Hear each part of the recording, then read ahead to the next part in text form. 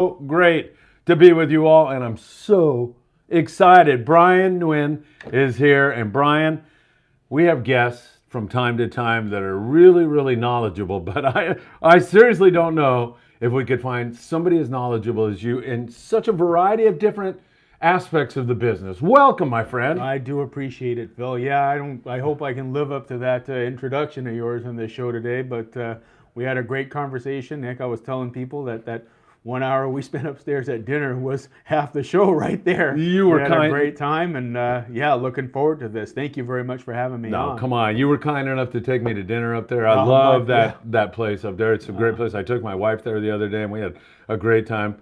I had a better time with you, though. I'm only kidding. Yeah. I'm only kidding. Well, she doesn't speak English, so I'm off the hook. Hey, I'm just going to thank some sponsors. Yeah. And then anybody has a question, I've already started seeing questions coming in. Brian is the only guy I've seen break a 6X junior in half while pulling on a yellow.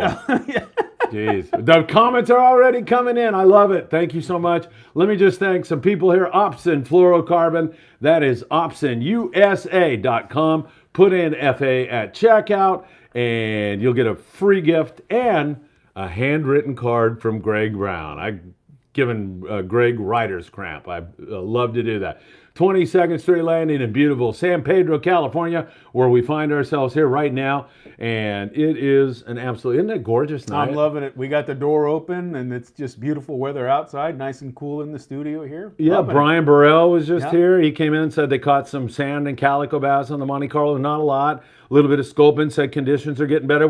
Brian and I talked to the deckhands on the Pursuit. They said the water's much warmer and cleaner at Catalina. Still slow, but they're thinking any day now. And the Amigo will be rolling in here at any moment. This is such a great place to do a podcast. Yeah, love it. No, you got that constant bunch of people coming in here. Ventura Sport Fishing, Tucker McCombs, Cody Rogers, Steve Virtue, Saul up in the ticket office. We love them all. And Ventura Sport Fishing puts customer service at a new level. They do a great job up there. That's 805-676-3474. Big fish bait and tackle in the beautiful city of Seal Beach with all of your surf fishing needs. Island Fishing Tackle, Sam De La Torre over there in Carson, California. Of course, we love Sam, and he does such a great job on so many videos. Fish Taco, Chronicle Magazine. Sean Arnold, he'll call me periodically and say, hey, where's my magazine? And I said, well, why don't you watch a show once in a while? It's right there. Yeah, there you go. It's been there every show, right, ladies and gentlemen? Actually, the first time I put it up there. So. And Daiwa, of course, our rod and reel sponsor, doesn't get much better than Daiwa. I'm sure we'll talk about Daiwa among other products here tonight. Malahini Sport Fishing with my good friend Bill Wilkerson. Bill does a great job down there at H&M Landing. We have 3 trips with him this year. Can't wait to do that. The Amigo is running a trip tomorrow night. They still need more people. And Chef Jason, he's the guy who does our cooking videos. Oh, okay. He's a funny guy, too. He was on the Island Spirit, and he's just like constant entertainment with him. I love the guy. And so he'll be on there. So if you want to ask Chef Jason how to, cook something, you'll be able to do it on the Amigo tomorrow night. Hopefully the boat will get out. We're looking at a stretch of some decent weather. All right, little fishing update, and then you've already got comments galore coming in. So I don't want to fall too far behind here. So, the bluefin bite here this last day has been really spotty. Now, I don't know what it is. It might be boat pressure. They could be off them a little bit. Fish might have their nose in the mud just off the bite, but there's several boats that had some tough fishing. One boat that had some decent fishing, the Polaris Supreme. Yeah. Man, that Olear, that guy is on fire. Freaking on it. On fire. Olear. We got to do a podcast. Yeah. He's fishing now. He had 30 fish on the boat, 90 to 220 pound bluefin tuna. Freaking amazing, huh? It's going off. I mean, I guess you just have to find that right school, and he seems to find them quite often. God, yeah. I mean, I know guys like that who and they've got whatever that is. Yeah. He's got it. Yeah. Obviously, he's really good at it. The San Diego today, they had 5 bluefin, but they said they just got ripped to shreds. I mean, they were 100 to 200 pound fish. And some guys are coming out there undergunned. We're going to talk about proper tackle. Yeah. We're going to talk about sinker fishing. Yeah. We're going to talk about all of what it will help to make people successful on tonight's show, and a lot more, I'm sure, because we're going to get the questions that Yeah. the Friedman Adventures family come up with are way better than my question. And I'm So, sure we're probably going to say a lot of times tonight too, bluefin just being bluefin. yeah, perhaps, right? Yeah. Brian, why aren't they biting on this trip? Well, they're just being bluefin. I remember when we'd get albacore and bluefin mixed together. Yeah. And then the albacore would start acting like the bluefin. And Leroy, you just mentioned Leroy. I decked with him on the Searcher. And Leroy would say, you know, they're learning from the bluefin. They're acting squirrely. They're, you know, finicky. So used to have that. Pegasus had limits of bluefin tuna on their trip. But once again, there were a lot of misses. Sinker fish, that has been the way to go. 8 to 12 ounce torpedo sinkers for some of the guys. They're really, really deep. Sometimes as heavy as 400 grams and even more on the knife jigs and everything. So that seems to be what's been working best of all. All right, let's get into it. Well, the reason we're here is not to listen to me drone on. People are sick of me. They want to hear from you. So let me just get up here before I fall too far behind and see what we have. We already have you breaking 6X juniors. Yeah. Lipper the fisherman says, thanks for doing this. Oh, my pleasure. Yeah, no, I think there's definitely you and I met at the CCA barbecue event 2 weeks ago. Yeah, Wayne put us together. Yeah, Wayne put us together, and I told you that I hope I didn't make you feel bad when I said, God, I used to listen to 976 Tuna as a kid, and you're like, no, it made me feel great. I love it. But yeah, and you know, there's spending all the time in the tackle industry and you know, working as a sales rep in the marketing side and the product development, as well as pioneering a lot of the products, you get to see an awful lot of things. And you know, there's a lot of things that that folks don't, you know, tend to consider when they're making their purchase. It's all kind of whatever they hear is best, or you know, the almighty Google, right? Yeah, right. Go and see what Google says is ideal, and yeah, that's kind of. We have an entire evening here tonight to talk about and address a lot of these things, and hopefully we can answer some questions for people and make them feel good about getting out on the water and being very confident with their rigging and their setup, and away they go. Because that's what it's all about, getting people into this great sport. Right. You've got an 8-year-old son at home. I do. You better say hello right now. Hi, Zane. You want your son to be staring at his phone for the rest of his life, or would you prefer that he was out in the great outdoors experiencing... I mean, it's so beautiful out I don't want him to grow up exactly like me, wink, wink. But there, you know, I definitely do. I am introducing him to all these things, and he's enjoying it. This will be the first year I take him out fishing with me when he goes on summer vacation. So we're gonna give that a shot. Take them on a half day. Hopefully, there's bottom fish. I think that's probably the best way to get kids to get involved, right? Yeah, or so maybe they can catch something. Yeah, right. Exactly. As opposed to, you know, mackerel or even down here on these docks. Yeah, come down and we'll down there. And then have them get a boat burger. You were talking about there you Chef go. Jason. Yeah. Boy, I remember, you know, the food on boats these days.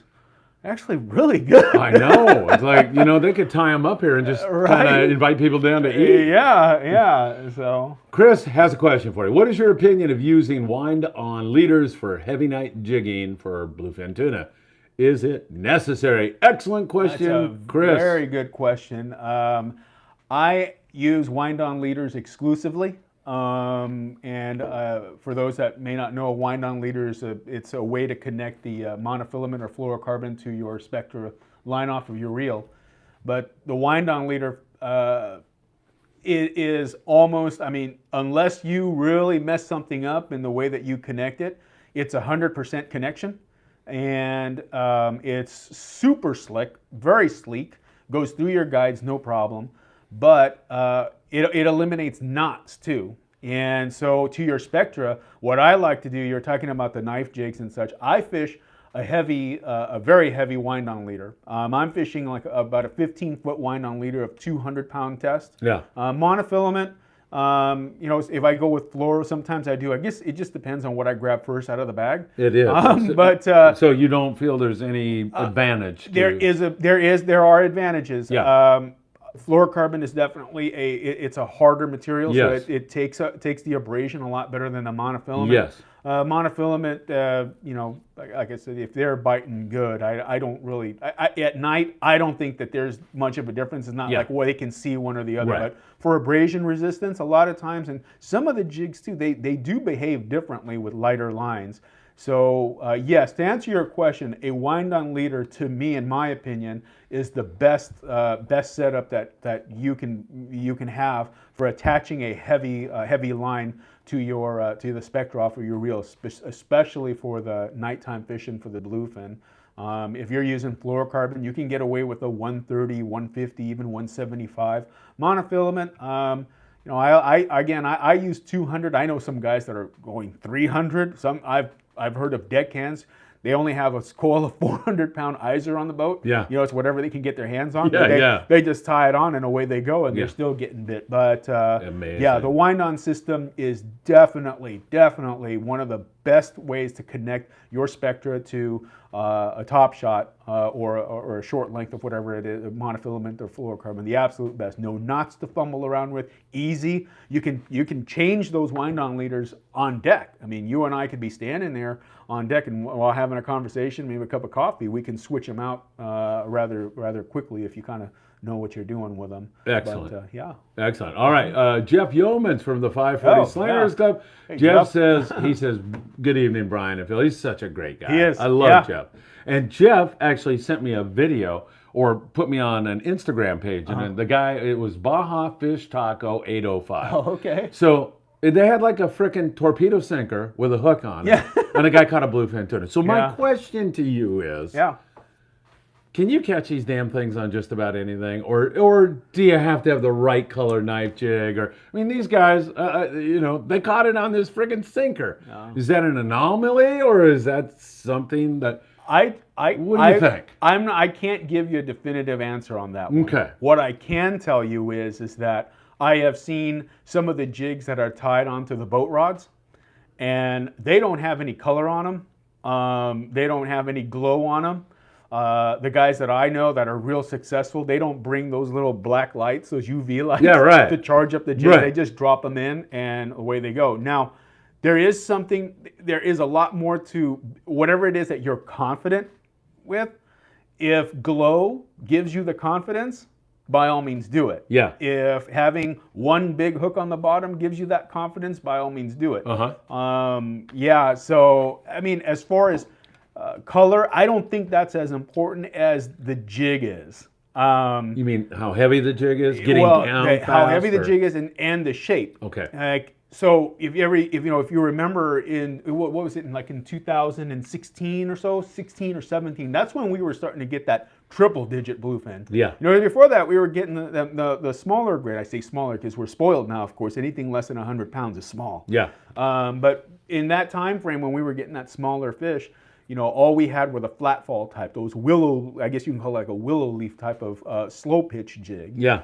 And that's all we had, and that was, you know, it was easier to get down to the fish with that type of a lure. One of the things that we figured out, or the fleet figured out, was that the jigs, they got bit a lot better the more straight up and down they were.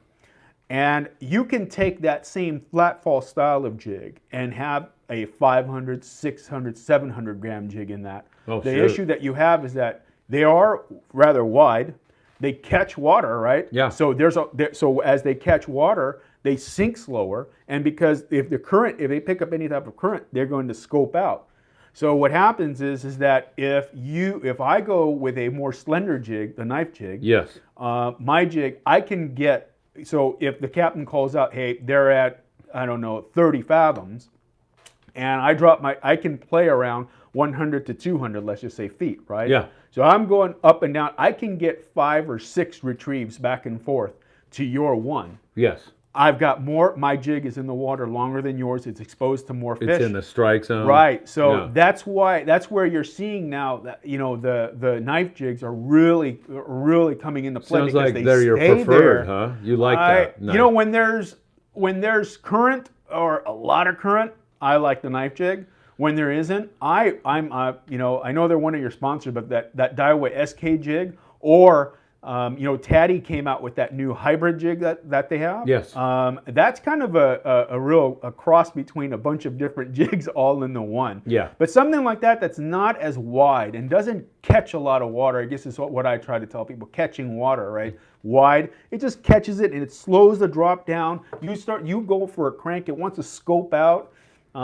So yeah, when there's very little current, I like that Daiwa SK jig. Some of the Tatty jigs work good, and then when there's current, that's when that knife jig really comes into play. It stays in the zone much longer and allows you to keep it in front of the fish just that much longer. If I can get one extra, drop and retrieve over you, hey, I'm winning. It's a numbers game. Yeah. It's a numbers game. Exactly. Like I tell people when you're looking for kelp patties, it's a numbers game. The more kelps you find, the more likely it is you're going to stumble on the one that's holding. Yeah. So same thing, right? Yep, same idea. Exactly. One thing I noticed too, I know you think I'm crazy, but Am I right? You've been doing Am this. I right? You've been doing this a while, and talking about crazy. Yeah. You go on a trip, and you ever notice the more jig fishermen there are, the better they bite jigs? Yeah, no kidding, right? Or everybody's throwing blue and white. Yeah. So, wow, they're wide open on the blue and white. Exactly. You got to have blue and white. Yeah, so everybody's throwing that. Right? So, the bluefin, I've seen, it kind of gets the same way sometimes. My brother Jerry, he makes a joke. We charter the Cortez and we tell Rambo something. Maybe we should start chumming flat balls, But I mean, it's a joke. But if you think about it, the more jigs that are in the water, you just tend to get bit more. Yeah, totally. So that's for sure. Yeah. Mikey V. Oh, no, wait a minute. Yeah, Mikey V. Good evening, everybody. He's saying hi to Jeff. It's always good to have Mikey and the Friedman family. We love you. I bet you know this guy. One of the best podcasts we've had this year. Darren Dohe. Oh, yeah. He did a great job. So Darren's here, and he says, good evening, Phil and Brian from What's the up, Darren? COVID-free 310 Rodworks. Yep. Did he have COVID or something? Yeah. He did? You didn't see his Facebook post? He was quarantining himself with hot dogs, burgers, French fries. I've heard about that. Yep. He went on a health kick. Yeah, that'll do it. Good job, Darren. And you know what? He got through it, right? Yeah. So that says a lot about. Yeah. Hey, Darren, I'm glad you're feeling better, by the way. Chris Bailey, FNG here. Thank you. Looking to learn new stuff, Queen Creek, Arizona. Chris Bailey from Arizona. Chris, good to see you here. Jason Lawler, Chef Jason, he's here now. There you go. And I'll tell you, Brandon is here. Hey, Brian, do you think the Makaira 15.2 SEA, I'm screwed up on all these numbers. No, all good. Oh, is that okay? Okay. We'll be okay on these bluefin tuna.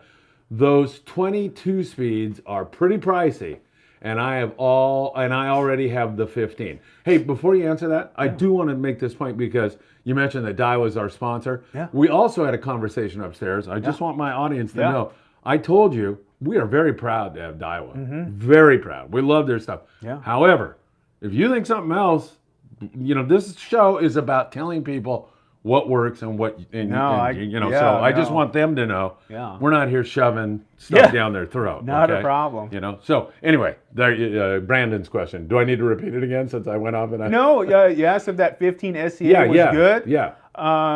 It is, and then it isn't. It would be an ideal 60-pound rig. Right now, I saw the report from the Liberty. I think they posted that today. Yeah. They came off a 2 or 2.5 day trip recently. I saw that. And they were saying that fish was biting 80 to 100 and they were big. Yeah. So yeah, the 15 works. That sinker rig fishing that they're doing right now, you do have to make adjustments to that. It's not just, I don't think that right now you can walk on with one outfit and say you're set, because if it's the smaller grade fish, and bluefin just being bluefin, if they're the smaller grade fish, then you're going to need the lighter line. And if they're the bigger fish and they're willing to eat the heavier string, then I guess we're all in good shape. Yeah. This fish that came off on the Liberty, they were willing to eat the heavy string. Yeah. They were eating that 80 and 100-pound test. You're in good shape. But, more often than not, it's 80-pound test and below. So yeah, that 15 SEA will work if it's that smaller grade fish. Your best bet would be to follow along maybe every day, Phil. Yeah. Your report. When you talk to I told you I love those reports, those daily reports of yours. That morning stuff. Yeah. They're when a you're lot of telling fun. people about that size, the grade of fish, pay attention to that. Yeah. Bring it for sure. But if you're walking on a full day trip in San Diego, one of those full 5 to 5 offshore trips, and they're telling you these fish are 90 to 225 pounds, you might go with your 80-pound rig. I'd love to tell everybody you can get it, use your 130, Yeah. 130 pound would be good. Yeah.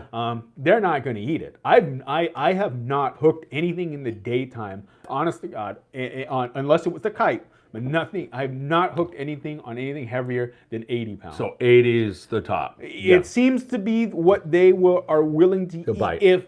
It's a good combination. It's not 100, but it's good enough. You can land a big fish with 80 pounds. Sure. Stick with that. You don't want to drop in your 40 pound rig, because that's going to be about the best 45 seconds of your life, and then that's pretty much zing pow, got to cut your line before it breaks the arbor of your spool. Yeah, right. But to answer your question, that 15 SEA, it will work, but it will work for a specific size of bluefin. So if they're that 40, you could even get away with that on a 100-pound fish, with a 60-pound top shot, depending on how much line you have. You got to remember, sometimes that sinker rig, you are going deep. So the SEA, if you've got 100-pound Spectra on there, and you've got 325 yards, boy, they call the fish down at 300, 400 feet. You're pretty much toast. You're done. Yeah. So, just pay attention on how you spool that guy, and make sure, you have a decent amount of line. I'd say 500 yards would be the minimum. Yeah. Just because you don't know what, you don't know what size fish. It could be that 90-pound fish. It could be one of those 110-pound demon fish that you read about. Yeah, so, right. Yeah. Hey, we're just coming off Memorial Day. I know I speak for you, but you can chime in too. God bless the USA. Absolutely. And the men and women who protect our country, those who gave their all. One of those guys, Joe Patino, carved this up, this Freedman Adventures thing, and sent it to me. And Joe, I've thanked you already, but I just want to thank you one more time again. I like it. God, great guy. And Jeff Yeomans and all these guys who are in the military. I was fortunate enough to go down to H&M and do that whole Battle of the Branches. Yeah. And met a Gold Star wife and spent some really touching moments with her. So I just wanted to throw that in. No, thank you. Thank you to all who served. And I'm right there with you. How extraordinary is it that what has been going on the Grande and the San Diego and these 6 a.m. boats. Yesterday, the Grande has 32 bluefin. Yeah. They have them up to 200 pounds. The San Diegos had several days. They had a day a few weeks ago where they quit due to exhaustion on a boat that leaves at 6 a.m. Yeah. We were stoked to get 50 barracuda on those trips in the old days, right? How extraordinary is that? We're spoiled. We are absolutely spoiled. And I don't think that there's enough appreciation for what it is that we're experiencing right now. I talk to a lot of my friends, and a few of them will come off a trip and they'll say, "Yeah, we got them, but they were only that 40-pound grade." And I'm like, what? Yeah, I know. I get it. There's triple-digit fish around, and there's, Phil, honestly, isn't it amazing that you can go on a 5-to-5 trip, a full-day trip now, and catch a fish of a lifetime? It's out of control. You have to go on a 16-day trip. Yeah, it used to be, if you caught a 5-pound calico bass, that made your day, and here we are now, but... you got so many fans out there. Lipper the fisherman asked this question: are there yellows on the horseshoe? Where do they come from? There's not many yellows now, and most of the time, Lipper, that's going to be due to water temperature and feed. So, chronologically, you can look at the calendar. That doesn't tell you anything. You need to actually, look at conditions. Budget bluefin setup, is there one? You can. It depends on what fishery you're, or what time of day you're fishing them.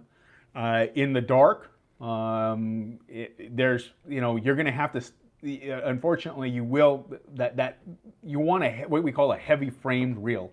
I'm just going to walk over and move something. Keep talking. Look at the audience. But there's a big difference between medium frame reels and heavy frame reels. Your medium frame reels would be like a Penn Fathom or even a Torque. Your heavy frame reel would be an International or a Macaire SEA or an Accurate ATD. In the dark, especially when there's an opportunity for a real big one, and they're not line shy, and you can get away with the bigger, heavier line, you might as well use the bigger, heavier gear on them. Yeah, right. So as far as a budget setup, these days I would consider the reels that are available, those Accurates, Penns, Macaires, I think they're all budget. And I'll tell you why. Because you don't have to do much to them anymore these days. And I mean, Avet, sorry, I forgot one there. You don't have to do much to them anymore these days. Which is great, right? Right? I mean, not to say that there can't be improvements to them. Yes. But it depends on your budget, your style of fishing, and how often you go. Yes. You had, like David Choate, you had him on the show. Yeah. David goes a lot. And David is a very experienced long-range fisherman. He is. And a funny guy. Yeah. Entertaining There is guy. a specific need on his reels that he has, every one of them. So he I don't know if he's doing it now, but he would send his reels off to Cal and get them done, recalibrating them for his style of fighting a fish. The reels nowadays, I mean, you can buy one at the shop, walk onto the boat And fish it. and fish them. Yeah. You are set. Yep. So as far as, I would consider them all to be a budget reel for that nighttime fishery. Perfect. Yeah, daytime, different story. Okay. You can get away with, you can start fishing like a Pin Fathom 40. Yeah. I wouldn't push that anything more than, say, 80-pound test, but, I got 500 yards of 80-pound Iser Spectra on there, solid Spectra. Yeah. And, is it the best? I don't know, but will it work? Sure. That's a lot of the crews down in San Diego, the captains and crews. Those are the boat rigs. They're 40 fathoms. So that says a lot, right? Yeah. So and those are what, $300? Yeah, that's something like that. That's reasonable. Yeah. So for sure. yeah, you can. There's great rods. The rods you can get. There's budget rods out there. Graphtech makes them, and a number of rods. Yeah, So, yeah. All right, we've got Nguyen, N6 Nguyen for big bluefin tuna. Roller guides or titanium? I like the ring titanium guides. You do. Yeah, because it's not that the roller guides won't work. It's that the ring guides are definitely a little bit. They're lighter, that's for sure. And when you're standing at the rail all night. It's to a point on our trips. I chartered the Cortez. Yeah. Captain Rambo. You got his shirt on. I got his shirt on. Got to represent one of my a good friend. Rambo. But there was one trip where he peeked out the wheelhouse and he just told our group, "Go to bed." And we're like, we didn't realize how hard we were hitting it, right? And then we look up and they said the sun's coming up. We were like, "Oh, kite's going to be deployed in about an hour. We better get some sleep." Yeah, really. But imagine you're out there all night long and you've just got to deal, you've got to deal with the weight of the roller guides. And then, to be honest with you, roller guides, they work really good. The thing is that you have to take care of them. Not to say you don't have to take care of a ring guide, but the roller guides, you got to make sure that they're rolling. Yeah. And I don't think, a lot of folks maybe don't realize that. I know some of the hardcore guys do, but they really take care of it. They unscrew them, they lube them, and things like that. You have to take care of them. If they're not rolling, you're better off with a ring titanium type of guide, or something like that, something like Fuji or something. You got so many questions. There's a lot of people watching. Hey, everybody out there, by the way, do us a favor and smash that like button. Yeah. We've got 15 likes.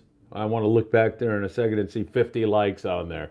I would really, really appreciate it. I like the question about the budget bluefin setup. Can we get away nowadays with using our old 5.5 rods? I don't see why not. Really? Yeah, I'm you had a lot of great guests on here, and we're talking about rail Like rods. you, my friend. I appreciate that. Talking about rail rods. Yeah. Rail rod. I'm not really sure. Yeah, I guess these days we have a definition of what a rail rod is. To me, before the evolution of 7.5, even 8-foot rods, 130-pound sticks, rail rod to me was just something that you'd lay on the rail. If you remember the old CalStar, I don't know if a lot of your guests will remember this blanket. It's called the 655 TSS. Yeah. That was a 5.5-foot, 100-pound stick that was designed. That was for the rail. Yeah. Right. So yeah, you can use your 5.5 footer. You just have to be aware of its limitations. The first one would be the reason why we like the longer rods, because it does tend to keep the line away from the boat. Yes. Right. But also when that fish, you're in its circle. If it was to make that big surge underneath the boat, when you stick the rod tip down in the water, you've got more into the water. Again, keeping the line off of the hull. Yeah. Right. So, and then of course, hey, the longer the rod, there's more material in it. I guess people don't think about that, right?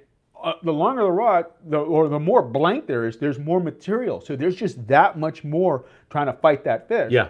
But to answer your question, there's nothing wrong with that 5.5 footer. You just kind of have to know its limitations and understand that, hey, might have to dig down a little deeper when that fish gets underneath the boat. And you have to pay attention to where your line is. You're in that circle. And that's where the great captains and crews that you have will help you with those that. San Diego guys or something else. And when I say San Diego, I mean the guys in general down there. The boat, San Diego. We've talked about Booger. Yeah. I mean, like we've talked about walking on a boat and you say, hey, I don't know what I'm doing. And there's some boats, we won't point them out, that, oh, ha, ha, ha, ha. Yeah. And then there's like the San Diego that says, you don't know what you're doing? Yeah. Come to me, baby. Let me teach you. Yeah. Let me show you.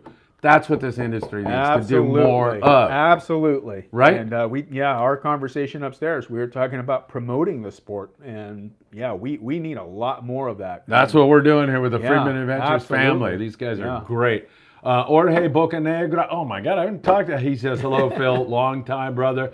Te mando un abrazote inmenso, hermano. It's good to hear from you, Jorge. Tommy Tarr. Hello from Newport Beach. Tommy was a guy that put up this morning on our YouTube channel. He put a comment that said, man, I was just out and we were fishing 400 and 500 gram jigs and 12 to 16 ounce torpedoes. So they were going deep. Yeah.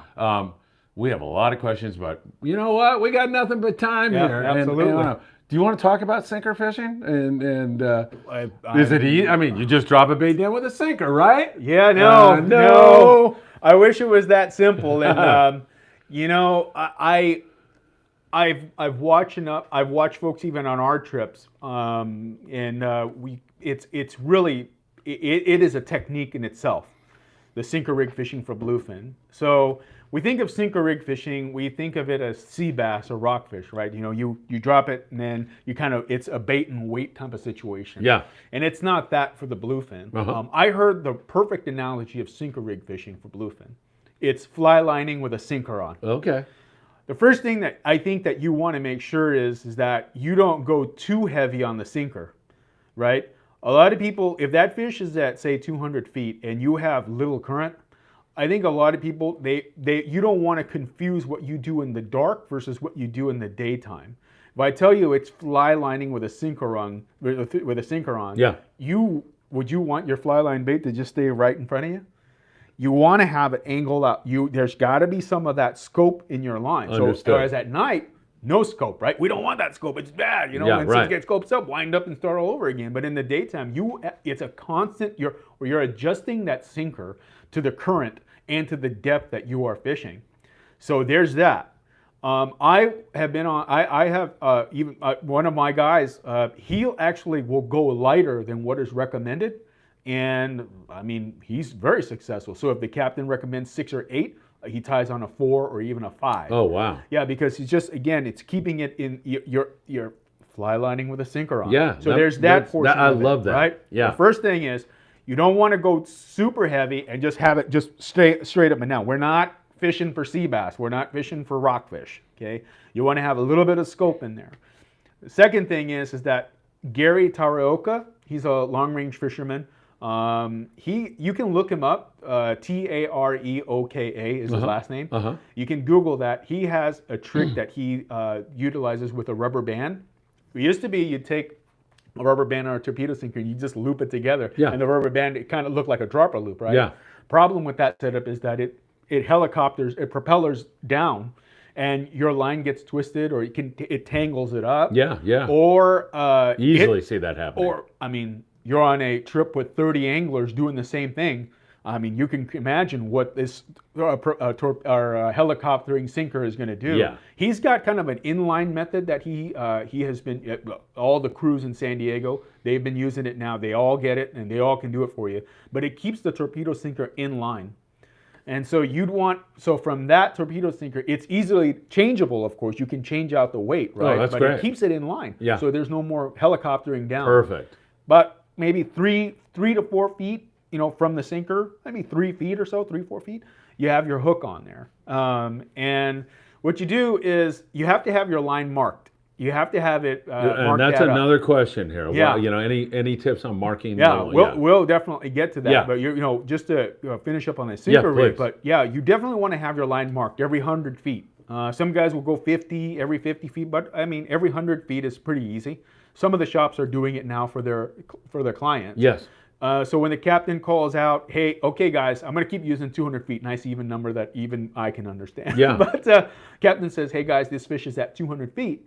So what you want to do is you're going to grab your sardine and then hooking them. Yeah, that's completely, you got to make sure that you do that right. Yeah.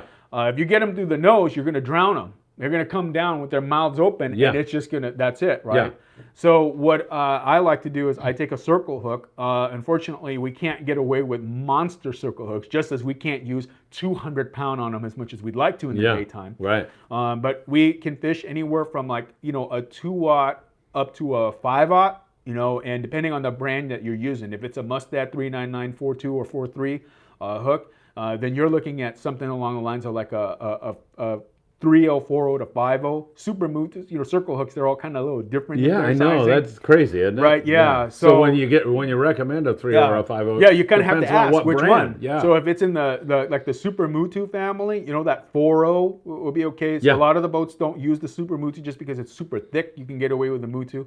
I like that Mustad. I like that Gamakatsu. They make a really nice circle hook as well. But something in that range, not too big. You pin it through from the bottom of the jaw up, and so you're kind of, I guess it's going through, keeping its mouth closed. Yeah. Kind of, right? Yeah. So then now it's not drowning when you send them down. And once you let it, when you start to let it go, the trick is to let it go very slowly, because a sardine doesn't just go bloop, right?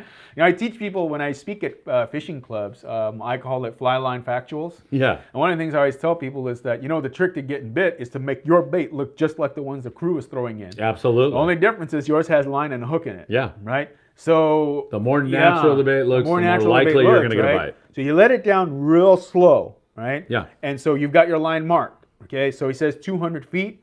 You can try to go a little bit past that. I mean, that's not a problem. But it's very slow. It's very proactive, mind you. Okay, so not only you're letting it down slow, but you are now having to follow it. Well, no angles, no tangles, and it's very important in this fishery. Yeah. So you're following it and following it. Remember, you've got scope too. Okay, so it's starting to scope out a little bit, and once you get below, past that 200 feet mark, you put the reel in gear, maybe not all the way to strike, because you can get bit on the retrieve. Yeah. What I like to do is I will tell, if you can control the speed, you can just wind slow. But more often than not, I tell people to put it in low gear and wind it back up real slow. Just as slow as it went down, you wind it just as slow on the way up. And if you don't get bit, this is not sea bass fishing. You don't go back with the same sardine back in the in the back of the line and drop back in. Get yourself a new bait. Yes. We're working at this. You start noticing the current backs off a little bit and your rig just stays straight up and down, readjust. Your line scopes out too fast, readjust. It's a constant game of observation. It is, and readjusting. Absolutely. That's the key. Sounds like the Marines. You know, you got to adapt, right? Yeah. You adapt to every situation that comes before you. That's kind of what there's a lot to it, right? Yeah, absolutely. Yeah. And so Andrew 7, the 15T is a beast. Yeah. You agree? Yeah, it's a great 60-pound reel. Any tips for marking the line for sinker rig fishing? Yeah. That comes from J90. Thank you. Great question. Yeah. Wonderful questions, as always. Well, I guess in the daytime. You answer that, I'm going to do something over here. No problem. I'm the producer, director. Yeah, I get it. Yeah. No, in the daytime, I mean, I know Iserline just came out with their multicolored braid, and it changes color every 100 feet. So that's a big help. But at nighttime, it then gets a little tricky. I can't see all those colors at night. Even I wear a headlamp, which is something that I recommend to all of my guys that come on my charters. Yeah. A headlamp. Now, please don't walk on with some paper curler at like 1,000 lumens, because we got to look at each other in the middle of the night. But I mean, just burn your eyes out. Right. But I mean, in the daytime, you can go with that multicolored braid, that one from Iserline in particular. That one, it's every 100 feet it changes color because you can see it. Yeah. What I have been doing, I take it's 35-pound rigging floss, AKA really thick dental floss. Okay. And I tie, you remember how we don't tie nail knots anymore, do we? Yeah, no. Right? But I take that and I tie a nail knot on my nighttime rig because I'm about, it's a feel to me. So I tie a nail knot, a pretty long one with that, and I cinch it down. I do 14 turns on the nail knot. I know it sounds complicated, but it's pretty quick. And then I cinch down each end with like a 5-turn uni knot. It's stuck on there. Yeah, yeah. But not only can I see it because it's red, but if I miss it, I can feel it with my fingers as I'm letting the jig go, or I can feel it bumping through the guides, and I go, okay. oh, here it is. That's at night. That's bitching. Yeah. Yeah. So I do that for my nighttime setup, and I don't want any weird colors on my Spectra at night. I want white color because I can, again, you can see it. Yeah. But in the daytime, you can do that. I like you can feel it. Yeah. You know? It just, yeah. You can do that. You can use the multicolored stuff in the daytime. You can even mark it. The only thing that I will tell you with using, you can use like a fabric marker. The only thing is there are a couple of steps that you do have to take. It's not a draw on it and then continue to wind it on because it's just going to bleed. Yes. Right? So you put it on and I think, you want to let it dry for like each section that you let it go for, let it dry for like, 15, 20 minutes. Yeah. And then take a paper towel and then wipe off the excess and then wind again another 100 feet. But that's just too much time. I tie my nail knot in 90 seconds. Yeah. And it's worked for me. It doesn't move at all. And I've hooked fish on my rigs and they still in the right place. Yeah, that's awesome. Yeah. Sam De La Torre wants to know what's your favorite jig stick. Sam, you know Sam, right? Yes, Island I do. Fishing Tackle. Hi, Sam. Oh, favorite surface iron rod. All right.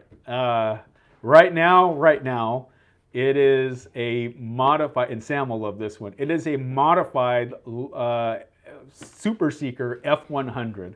I have it cut down to 9'7". I absolutely love that stick. Oh, really? The Cousins, I know that 95J mag, it's a second favorite. That's one that for a while there, everybody was really wanting because I heard like they only made like 100 or 120 of them or whatever. Yeah. But that Super Seeker F100 cut to 9'7", it's my go-to now, Sam. And I'm running back and forth because there are so many questions coming in that they're going off the list. Joel Shimuzu says pastrami or bonhimi sandwich? That would be Mr. Taddy himself. Yes, it would be. We're graced by your presence. Thank you so much. He'll laugh at this one. It'd be a vegetarian Vietnamese banh mi, buddy. Andrew says, what do you think of the PCH Railrod XXXH? People say there's not much backbone. What do you think? I haven't heard that to be an issue. I know that the Okuma, they have some of those rods on the XL, and those guys didn't think that they were lacking anything. They're okay with that? Yeah, but I mean, again, I think it's more what you're looking for in a big fish rod. Some rods, they have more recoil than others. And I think that, if you kind of have to decide the cadence that you like to fight fish with. Yeah. If it's recoiling so and you can't keep up with the reel, maybe that's not the right rod for you. Some guys, they want the rod to load and then come up and then, they're able to turn. And that's something that people don't think about. They have to have maximum recoil. Well, maximum recoil, what I have found is that, for those who don't know what recoil is the rod trying to straighten itself out. Right.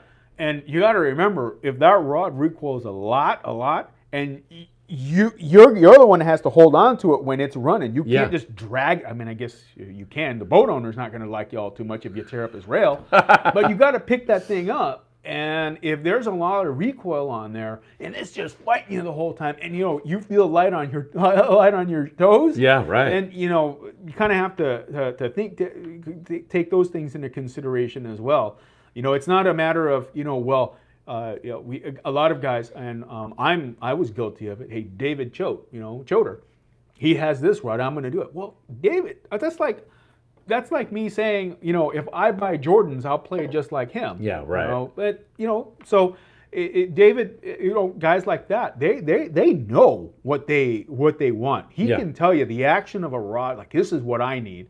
But no, that Okuma Is it a PCH personal rod, preference then? You have to kind of. it's not a personal preference. It's more so what it is that you are comfortable with in Gotcha. regards to holding onto and fighting the fish. Gotcha. So that's that's it. It's just the nature of the beast. The Super Seeker, we just used like their original 2x4. Yeah. I mean, so compared to maybe the CalStar equivalent would be like a 770 or 770 double XH. Yeah. The 770 double XH does recoil more than the Super Seeker. The Super Seeker, however, is definitely a little bit more comfortable to hold on to. So I'm going to get flamed up. Well, no, I was on the Seeker Pro Step and they recoil plenty. I'm not arguing the quality of them. What I am saying is just, that's just the nature of the beast. Yeah. So those are things that, I always pay attention to. But yeah, to answer your question, no, I haven't heard that problem on the Okuma PCH. I've actually heard the opposite there. For the money that they get, they seem to be very nice. And they've got a super long foregrip on them. I mean, you can rail it on any boat. That's awesome. Yeah. So.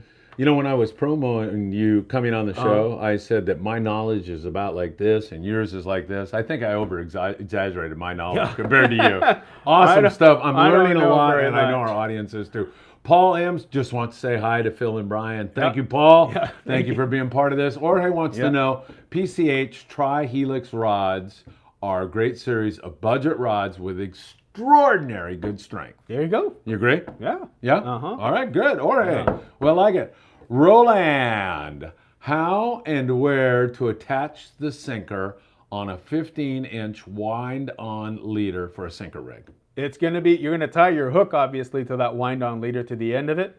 Some of the, I've heard another way, some of the crews, they'd like you to have a wind-on or a, whatever top shot method you like for their sinker rig, 60 or 80 pound test.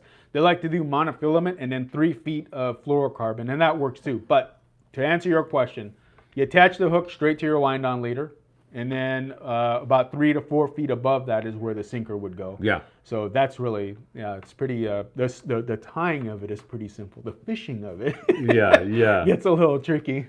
Lipper the Fisherman, thanks. I won't feel so bad about going on with my 30 International and my 5.5 foot Kyle Star. So he thanks you for that advice.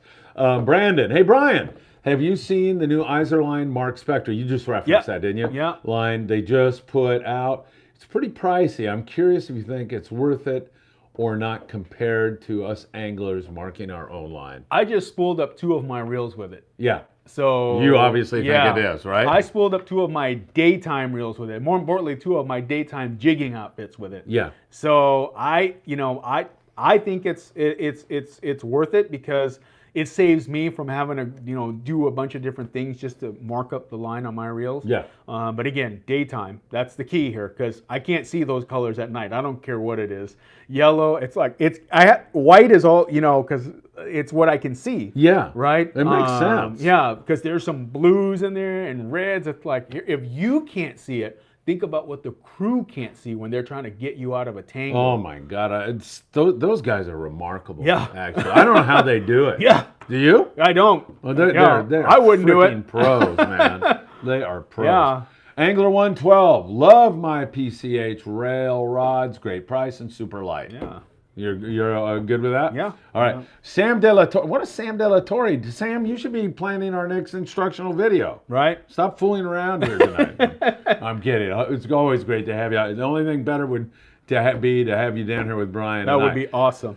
Iser price, not that bad, considering that if you happen to need to cut off some line, you can just cut it to the next color, break it, and you don't lose your marks. There you go. You agree with that? Yep. Yeah. Yep. Tony Gonzalez, good evening to all. Phil, those Daiwa make a rail rod. I'm not too sure. I don't think so. Notice how I ran away? I should know that. They're my sponsor, but I don't know Phil will the have to answer check to on that. that. Yeah, come on. Well, shoot. Greg Johnson. Greg, if you're listening out there, let us know, please. Greg Johnson from Daiwa. I should bone up a little bit more on that. Tony, we're going to have to figure that one out for you, and we definitely will. Brandon says, yeah, that was me that called in today, Sam.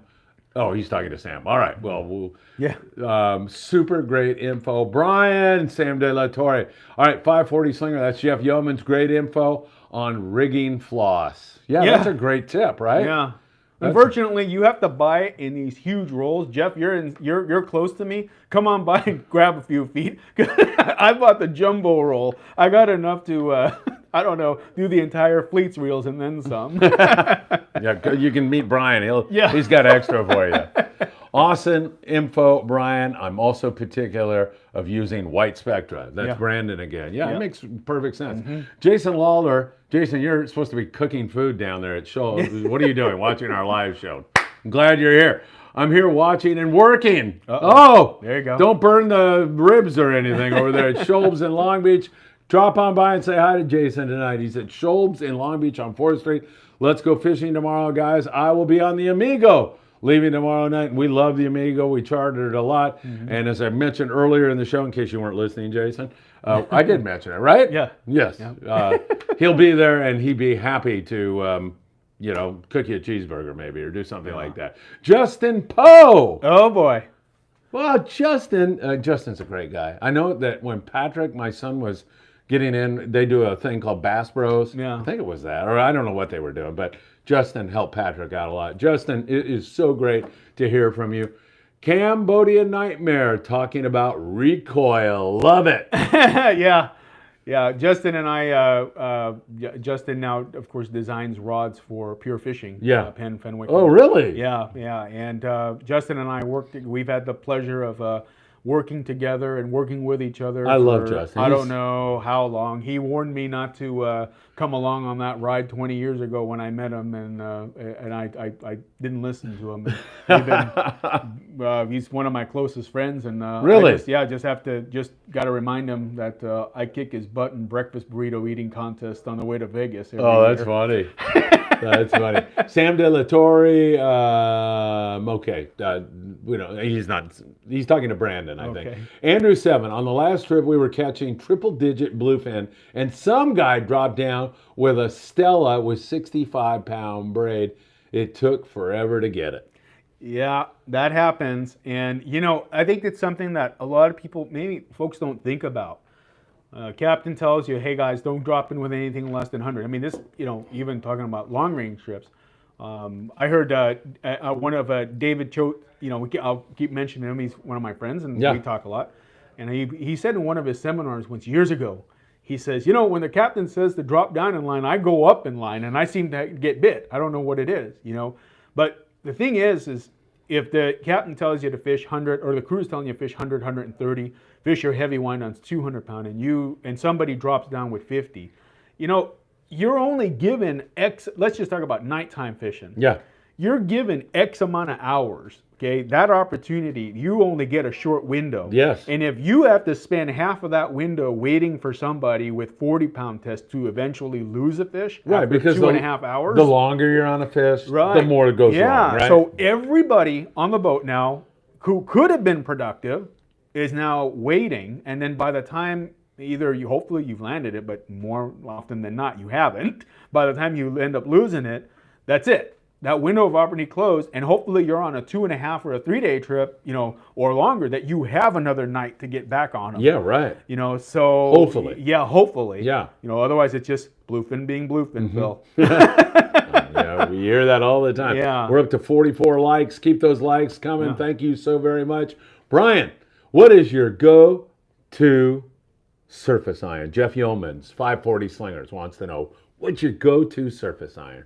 I guess if I had to pick one, it'd be a Taddy 45. Yeah, it's hard to beat. Yeah, a Taddy 45. I know, you can have a show about surface iron, and everybody will have their input on what swims and what doesn't. Yeah.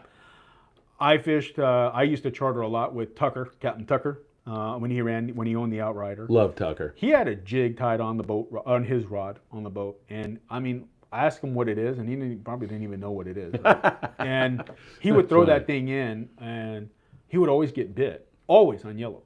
Yeah. And so one day I was asking him, I said, Tucker, what is that? And he says, I think it's this brand or that brand. I goes, it doesn't look right when it swims, but it gets bit. So it leads me to believe that there's something happening on that end that we just don't see that the fish do. So when people say, well, this jig doesn't swim, Well, if you ask me, if you tell me, well, Brian, what is your definition of a surface iron that doesn't swim? Well, my definition of that means that you wind it and it comes back as straight as an arrow. Okay, yeah, right. Okay, that doesn't swim. Or it Right. spins. That's not swimming. Right. So there's things that are happening, and I firmly believe, Phil and Jeff, it's a confidence thing. Yeah. If you're confident in it, I mean, look, the deckhand, Tucker, that jig, he didn't even know what the heck that thing was. That's it just funny. kept getting bit, and That's it was funny. white too. And probably chipped and everything Yeah. else. So right? yeah. So that, but the Taddy 45, it's hard to beat. It's got something very special to it. Yeah, So. for no question. Yeah. I want to take a moment to thank you for being here. We are learning a lot. We got a long my way. pleasure. And I want to thank the Freedman Adventures family out there. So many great questions. Albert Yee, he says it best. He says, "Let's go fishing." Yeah. Yeah. He's Right on, Albert. He's one of my regulars on my charters. There you are. Chris Bailey, very awesome. I feel lucky to find you. I caught my first yellowtail and California halibut this year. Mm-hmm. Chris, fantastic. I'm looking forward to catching my first tuna. Chris, these are the guys I love, right? Yeah. The new guys that are coming in Absolutely. with that enthusiasm and excitement. Don't be intimidated. You just go. Make a mistake, who cares? Break off on, 12-pound test, put 15 on. Break off on that, use 20. Just go. Right on. Hey, here's why Sam De La Torre is here. Yeah. Because he's answering the question. Daiwa does make a rail rod. There you go. But he Yeah. doesn't say which one. Does he? No. Wait. Come on, Sam. What are you teasing us? What's the deal? Jason Lawler, Captain Jason, Chef Jason, whoever he is. I just got a Proteus rail rod. You know anything about those? Is that the Daiwa? That's a Daiwa. Yeah, that's the Yeah. Daiwa. There you Yeah, go. that's a Daiwa. Thank you, Jason. Yeah. Charles Zimmer, I'm going to start up fast pitch jigging. I have a UC Zeus rod and Nature Boy jigs. Any helpful tips for this style of fishing? Yeah. I mean, that's Fast pitch. What is that exactly? They're slow pitch where I think it's more of that kind of like that flat fall. Yeah. Where they've got that teardrop shape. They're cupped and they kind of fall horizontally. And then there's fast pitch, which is your knife jigs, any of that longer stuff where you're moving at a significant speed. Yeah. And that would be more like what this Bluefin wants. Yeah, right. Right. As far as that UC Zeus is concerned, I don't have experience with it personally. What I can tell you is that what I've read, because of the homework that I've done on it, a lot of folks really like it. One of the things that people, when they get into that type of jigging, is I'm getting into it myself. I was a sales rep for Shimano many years ago when we didn't introduce the slow pitch fishing. You didn't create it. Yeah, we didn't create it. But you did introduce it. Yeah, we marketed it to the American public. We were the first to do that. Yeah.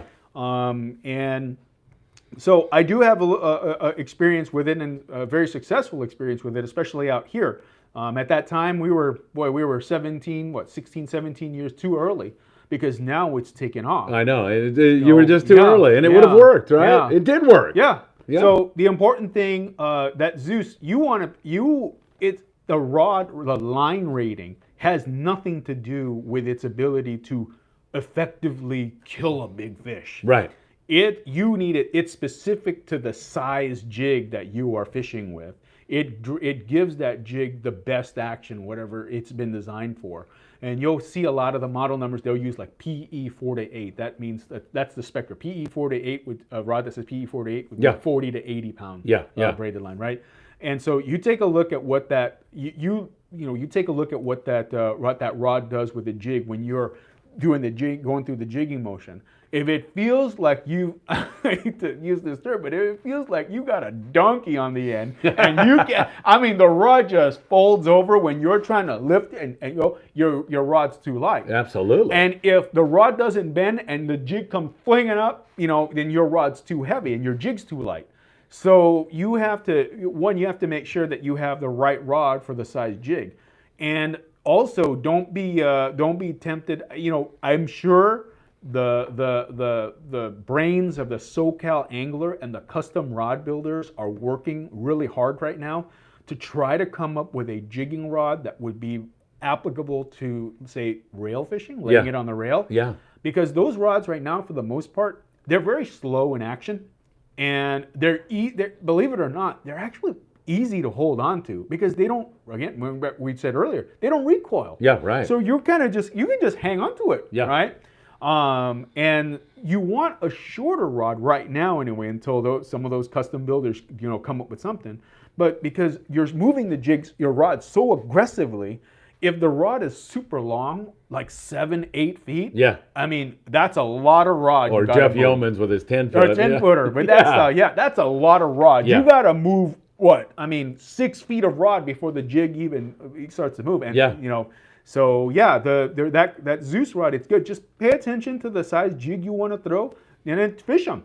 Like I said, it feels like you got a bowling ball on the end and it's bending out of the grip. And you're trying to jig it and it's like, whoa, and it's too heavy. Folks, we are getting so many questions, so many people watching the show, tons of likes. Thank you so very, very much. If I have skipped a question that you had, it's not intentional. It's just that so many questions are rolling in here. So put it in again, please. All right, we would put it in again. I hate to do that to you, but that would be fantastic. Mikey V over there on the East Coast, fantastic guy. Cool. I mean, just Thank constantly you. with the Appreciate support. you tuning in. I love my Daiwa Proteus with a 2-speed Saltist. So he's taking care of my sponsor because I kind of blew it tonight. Well, they hit a home run Mikey with that V. rod. Yeah. Nice going. Jorge Bocanegra. Phil, where can we find your charters? You can find them on our Facebook page. You all should be on the Freedman Adventures Facebook page. You can find them there, Jorge. Or if you got a pencil, I'm going to delay for a second, or a pen, or any other writing device, just send a text to 657. He's yelling at his wife right now. Get a pencil! Honey! He's giving the number. 657-227-6459. Just put in there, I want the charter list, and we'll shoot it out to you. Sam De La Torre. I wish I was down there with you guys. Thanks for the invite.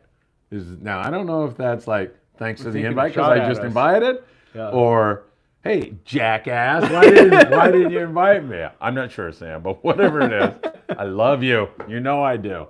I spend a lot of time down at your store because I have nothing else to do with my life. No. All right, let's see. We're moving on to Brandon. Brian, what is your favorite yo-yo color when you're fishing San Clemente Island? I guess you're yo-yoing mostly for yellows over there. Yep. So what would be your favorite color? ¿Qué color le gusta? If I had a box full of, Tatty 4.0s, 6X Juniors, and they were all in that Dorado pattern, I'm a happy camper. Yeah. Because it has everything in it. It does, right? You think about it, right? Yeah. You want blue and white? It's there. Want, yellow Green. and white scrambled egg? Well, it's there. Green and white? It's there. Green and blue? It's there. I absolutely love that color. And that's not something, that was my brother, my brother Jerry. He's the one, I fished with him. We fished together for forever until we both got married and had families. But he's the one that turned me on to that. And I'm a happy camper with that color. That's perfect. Yeah. Brandon, there you go. Sam De La Torre, any word on the next casting clinic session? Maybe you could tease it. Almost, Sam. We're not quite, but we did this thing with Sam. Yeah. Gary Kwan from Tatty, he came out. There was a whole bunch of guys, the 540 Slingers Club. I'm going to omit some people, unfortunately, because I'm old and I'm forgetful. We had over 100 people show up. Yeah. It was great. And then we all went over to Schulb's restaurant where Chef Jason is. Yeah. And the after party was great. And more than anything, I mean, there was some great instruction that went on there. Yeah. But more than anything, it was just what you and I talked about. A lot of people interested in fishing. Nobody putting anybody down. You couldn't ask a question that anybody wasn't kind with an answer about. And it was just that Freedman Adventure, island fishing, 540 Slingers, Tatty, family all coming together. It was really beautiful. So, Sam, I'm working on that. I'm waiting for the word on something. But that's fun. How about next Tuesday on our live program, we will have an answer. I appreciate you asking that. Joel Shimuzu. I mean, this show finally has made it. If Joel is coming on here, Joel, thank you so much. I feel really, really honored. It's not what you think swims well. It's what the fish thinks. That's what we just said, swims right? well. Hey, there's That something is happening. yeah, because you we look don't at it know. and you go, oh, that doesn't swim well. Yeah. Well, wait, you're not a fish. Exactly. Right? Yeah. That's why, I mean, I bring a variety, but again, you know, I'm not saying this just because Shimizu is a friend, but that, you know, it's hard to beat the 45. Yeah. And you know, I fish other jigs too, but that one, it's just, again, something special about it. Yeah, I agree. I mean, I've been using it since I was a kid. Yeah, I've had some, you know, I get the argument all the time. Well, these don't swim. And again, I don't know. Just because you made, you know, Joel and I, we've had this conversation, because you made one cast into one puddling fish and you didn't get a bite. You can't, you know, crucify the jig. You can't deduce There's from that. something, yeah. You Sometimes should try they it. don't bite. Yeah. Yeah. So, you know, I agree with him. I mean, these guys on Instagram threw out a torpedo stinger with a hook on it and got bit. There you go. God. Yeah. All right. 540 sling. Boy, these guys are putting the pressure on me. Thanks, Jeff. Right on, Sam. I got asked about it today. You guys are awesome. We are going to put that together. It was way too much fun. We had such a huge turnout. I can't wait to do that again, Brian. Yeah. You got to come if you can. I'd you love would to. love to meet all these guys for sure. Kai Fish Killer, message retracted. He might have said something bad about me. No, I think he just made a mistake. So he's back again. Any lures to recommend at Cedros for bass and yellowtail in early July? You know, You're going back to the Tatty 45? That works on bass and yellows. It does. And obviously, you're going to want to get with some, if you're looking at bass anyway, you want to try, you know, definitely those weedless baits. Any of those ones by MC makes, you know, Corey Sandin makes a really good bait. I really, and you can get some of the more boutique stuff, but, you know, I like his baits because they're hardy. Yeah. They last. Yeah. They last quite a while. And yeah, get into either the slugs or that weedless bait that he has. And, you know, contrary to popular belief, I've done a lot of those skip trips when I've had people tell me, just bring the baits the swim bait, the colors that don't get bit, that you don't like. Yeah. I've never seen that, found that to be true. I've gone on trips where they've keyed in on a specific color and a specific size. You know, I did those 5-day skiff trips that the Pacific Dawn used to run. Oh, what a great trip, by the way. Oh, I can imagine. Limited load of 10, and you know, and you had the inflatables. But we had times on that where it was like Christmas tree and a 6.5-inch bait, because they needed to feel that big paddle, you know, against their lateral line before they struck. Yet for some reason, that color what did it.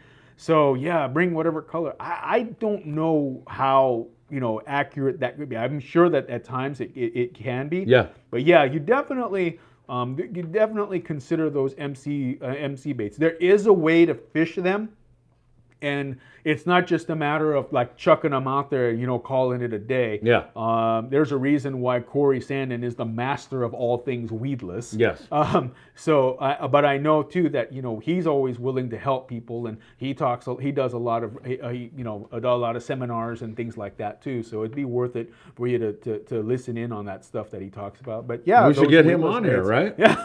Yeah, absolutely. So. All right, and I love fishing Cedros. That's a magical place, man. Yeah. I mean, you can catch all kinds of stuff there. You talk a lot about yellows there, but that bass bite, there's sea bass. I've been in some hellacious sea bass bites. They're big halibut, all kinds of stuff. Yeah. It's a great place. All right, Chris, or MJM, aloha. I assume you are coming to us from beautiful Hawaii. Hey, there you go. Aloha right back at you. Chris says, great info. What is the biggest bluefin tuna that you can use a Tranq 500 on?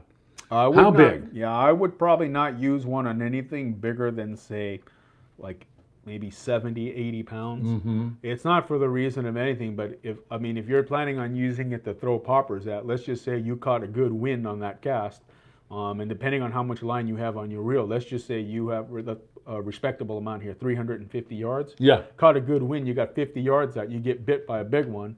And then it, you know, bye-bye. Pretty much, you're pretty done. much toast. But, you know, no more than, say, 70 pounds. Okay, very good. I think we had a little internet problem there for a second, but I think we're back again. Yeah. All right. So we have got Brian wants to know, is this a secret or something?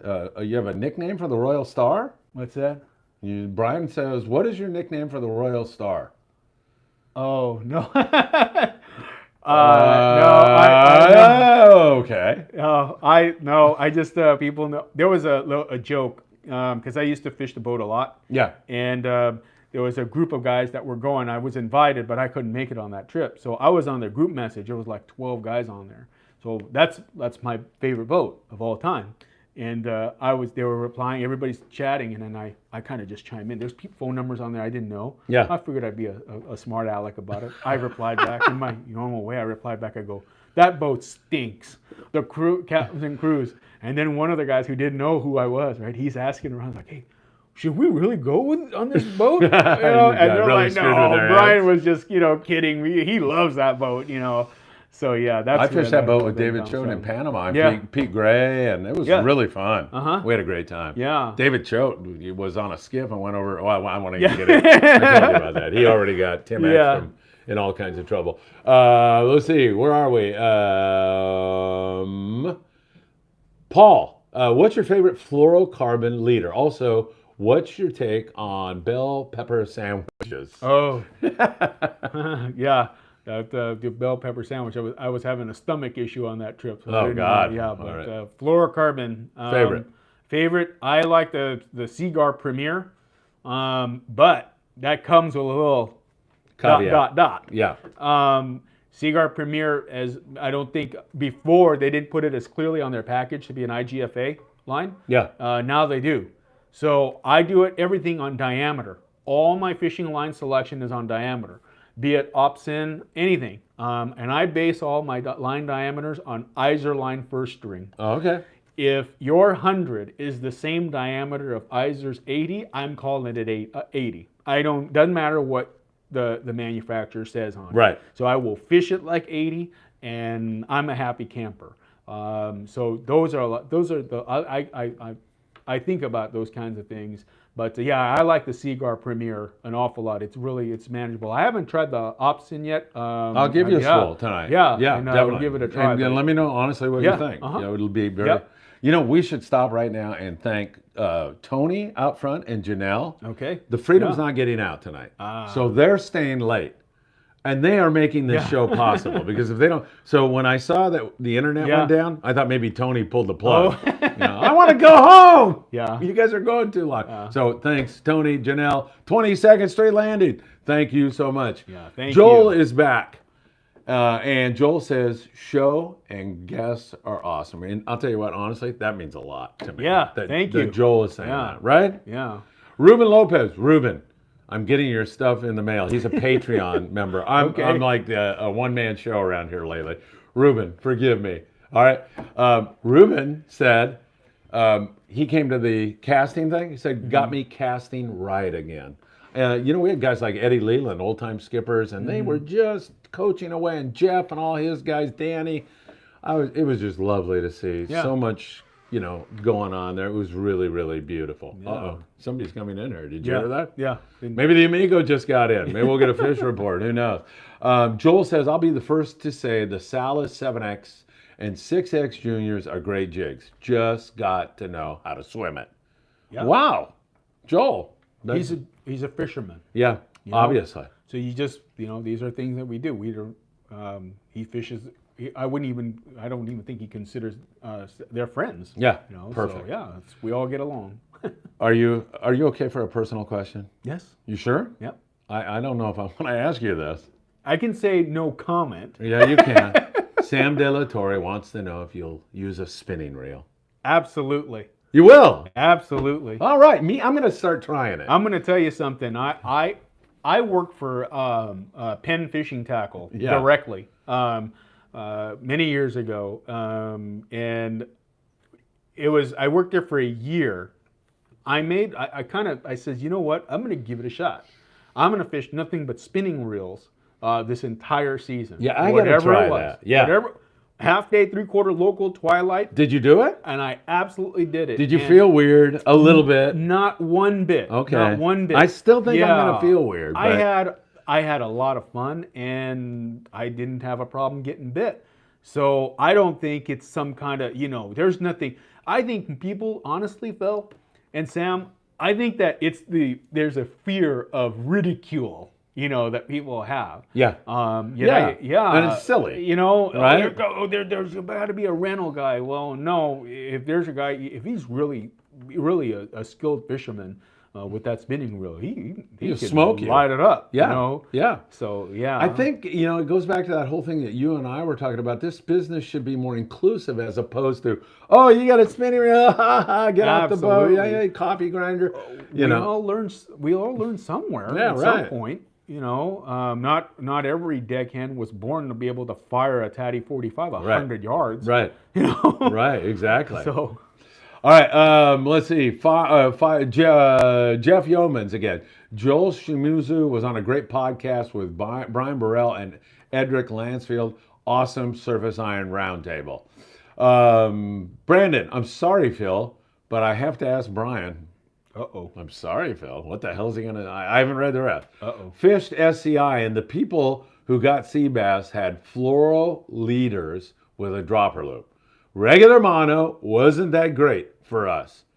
Now what do you say? He didn't actually say that. No. I just thought I'd pin you down there. So, the fluorocarbon on dropper loop, do you think it's a good idea? Or what the hell? I mean, if it makes you... maybe the confidence thing? I think so. Yeah. But even I have, for the most part, just so you know, I have switched to fluoro on almost everything. It's not for the invisibility. I don't know. Does it help? Maybe. I'm sure it does. Yeah.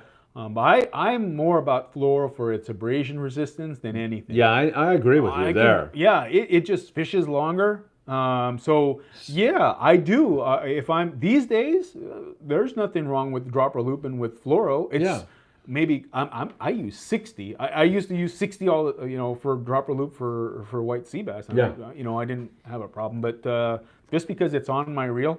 Now it's fluoro. I don't have mono. I don't fish it that much anymore, so no problem. But just whatever you're confident. Kind of the way I look at it is, maybe it is overkill, but so what? Yeah. Right? Yeah. Okay, it's a little overkill, but maybe it's not. Yeah. And the abrasion resistance. Absolutely. That sells it for me too. Yeah. I'm with you on that. All right, Dennis McTeer. You know that guy? I do. I like Dennis already. Dennis, right idea. We need some dad, grandpa with kids, with Zane, my grandson. I've heard Mike from the Landing, son, is quite an angler. Yeah, that's the beauty of this whole thing, getting your kids out there. My kids, Patrick was on my shoulders when he was 2 years old. And I'd put him up on the bait tank, and he'd just stare at the sardines. And the deckhand that was on the tank chumming, he was in charge of Patrick. Yeah. Some father I am. I was catching my limit of sand bass. Well, yeah. Hey, watch. Is he still alive? Yeah. And he was. So he made it. But yeah, the whole thing of fishing with your kids. Philip came over the other day and we surf fished. We didn't catch one fish. We fished for several hours. And you know what? We had a great time. Yeah. That's the thing, right? I'm looking forward to taking my son out this year. So, yeah. All right. Chris says, Brian, that was me last year. I am friends with Tim Manaka. So funny. I know. Yeah, I know him. Yeah. Daisy Torres with the awesome tuna bite down in Ensenada. Does anybody know how the yellowtail might be? I know a little bit about it, Daisy, because I talked to Arnie and Diego Nuno, who's a deckhand on board the Royal Star. I fished with him out of Ensenada. He's on the Royal Star now, but he has another guy. There's been a few yo-yo iron yellows taken out at Todos Santos and a little bit over there at Punta Banda area. Not anything really wide open. And to be honest with you, Daisy, I should look over here. Yeah. And to be honest with you, Daisy, are you in the Ensenada or are you up here? Most of the guys are driving by it and going and fishing that tuna. But there's been a little bit of that going on, so we'll keep our eyes on it for sure for you and let you know. But nothing wide open yet, but that could all change. Water's starting to warm up, and those islands can be really, really good on the yo-yo iron, surface iron, and fishing deans down there in that neck of the woods. Jason Lawler, the chef. He's still cooking and watching the show. I love this guy. Yeah. There you go, that works. He's burning the french fries. Jason, the fries are on fire. I just got a Saltiga 14 $1,000 spinner. It's a spinner, yeah. Yeah. Is that a powerful one? Yeah. Oh, wait a minute. Yeah. I think he paid like $1,000 for that. Yeah. Is that what it costs? Yeah, but I mean, it's expensive. the drag on that is all you need, right? I mean, spinning reel technology these days is incredible. Yeah. I mean, I shouldn't even say these days. Spinning reel technology the last, 5-10 years, there's not much outside of maybe, the going to low gear. Yeah. But they put out more than enough drag, and they're more than capable of handling bigger fish. I wouldn't say the biggest fish, but bigger fish. You got to remember that on a spinning reel, a lot of that reel's power, it's spent on winding the line onto the spool. Yeah. Right? Right. So yeah, they're again, just like the gentleman who asked about the 5.5 footer, just know its limitations, and you can only push them so far before they're not going to break, but it becomes an inefficient tool for you. Yeah. And now, you don't want to get into that rut. What's the largest tuna you'd take on with a spinning reel? Well, I can't say that I would go after, a tuna of a lifetime on one. I can Yeah. tell you that. Would you fish 100-pound fish? 80 to 100? Yeah, I would. Yeah. I would. I wouldn't have a problem doing that on that size fish. Yeah. I have a very good friend of mine named Jamie Massey, and I think he landed a cow on a 16-day trip on the Intrepid on a spinning reel. Now, he did create this little contraption for the rod that would allow him to actually fish the rail. Yeah. It was really interesting. But I'm not sure, and you can't quote me on this, it could be the first cow on a long-range boat with a spinner. Yeah. That he got. So Awesome. yeah. So You and I have a little something we have to do right now. that's it. Okay. I didn't tell you before the show. I'm ready. I'm only kidding. Diego Yeah. is Sam De La Torre's son. And Oh. he's watching, and he Wonderful. wants us to say hi. Oh. Diego! Thanks for watching. It's great to have you with us. Your dad Yeah. is such a fabulous guy, such a great guy, and he paid me to say all that. No, he didn't. Diego, we love you. Thanks for watching. Let's see, Eric Fishman, great info. Brian, breaking it down so anybody can understand it. And that's part of, I remember there was this priest at the Catholic church that I went to, and this guy was talking to my mom, and he was saying, that priest, he's so brilliant. Yeah. I mean, he uses all these words. Nobody in the audience can understand it. And my mom said, well, if he's so brilliant, why doesn't he, put it so people can understand? And you have a knack for doing that. I appreciate that. Yeah. Yeah, no, I mean, the same approach that I take to this, it would be similar to what I do in my business. What are you talking about? What is your business? Well, I am I'm the president, but I run a agency called Milestone Health and Life. Oh, okay. And what we do for our clients is we work with them and help them through their entire Medicare journey, whether or not Sam De La Torre, he's about 90 now. there you go, Yeah, perfect. Yeah. But whether or not they're eligible, or will be eligible. There's a lot of these little intricacies. I'm moving up on that, right? At 64? Is that 65? And I don't know anything about it. Yeah. I'm going to be talking to you. Absolutely, and we can work with you on helping people. I teach people how to utilize their Medicare as a financial tool as well. Oh, that's great. And these are things, when I tell people I help them navigate their way through their entire Medicare journey, it's the entire breakdown of things and working around their medication needs and things like that, because at the end of the day, it's all about controlling the costs that are coming out of their pocket. You are a multi-talented guy. Man, seriously. And if people want to get more info on that, how can they do we that? have a website. You can look us up on www.mhlis.com. It's Milestone Health and Life Insurance Services. So mhlis.com. Love it. Back to fishing. Yes. All right, 52 likes. Come on, let's make it 60 likes out there, everybody. Let's make it 100 likes. Let's pump it up. All right, let's see. Mikey V. Jason Lawler, that's an awesome reel throwing stick baits. So, yeah, I mean, it's a really, really good reel. Charles Zimmer, have you ever tested a chain knot on a jig? No, I know that what a chain knot is, and it's very popular with the slow pitch and vertical jigging crowd.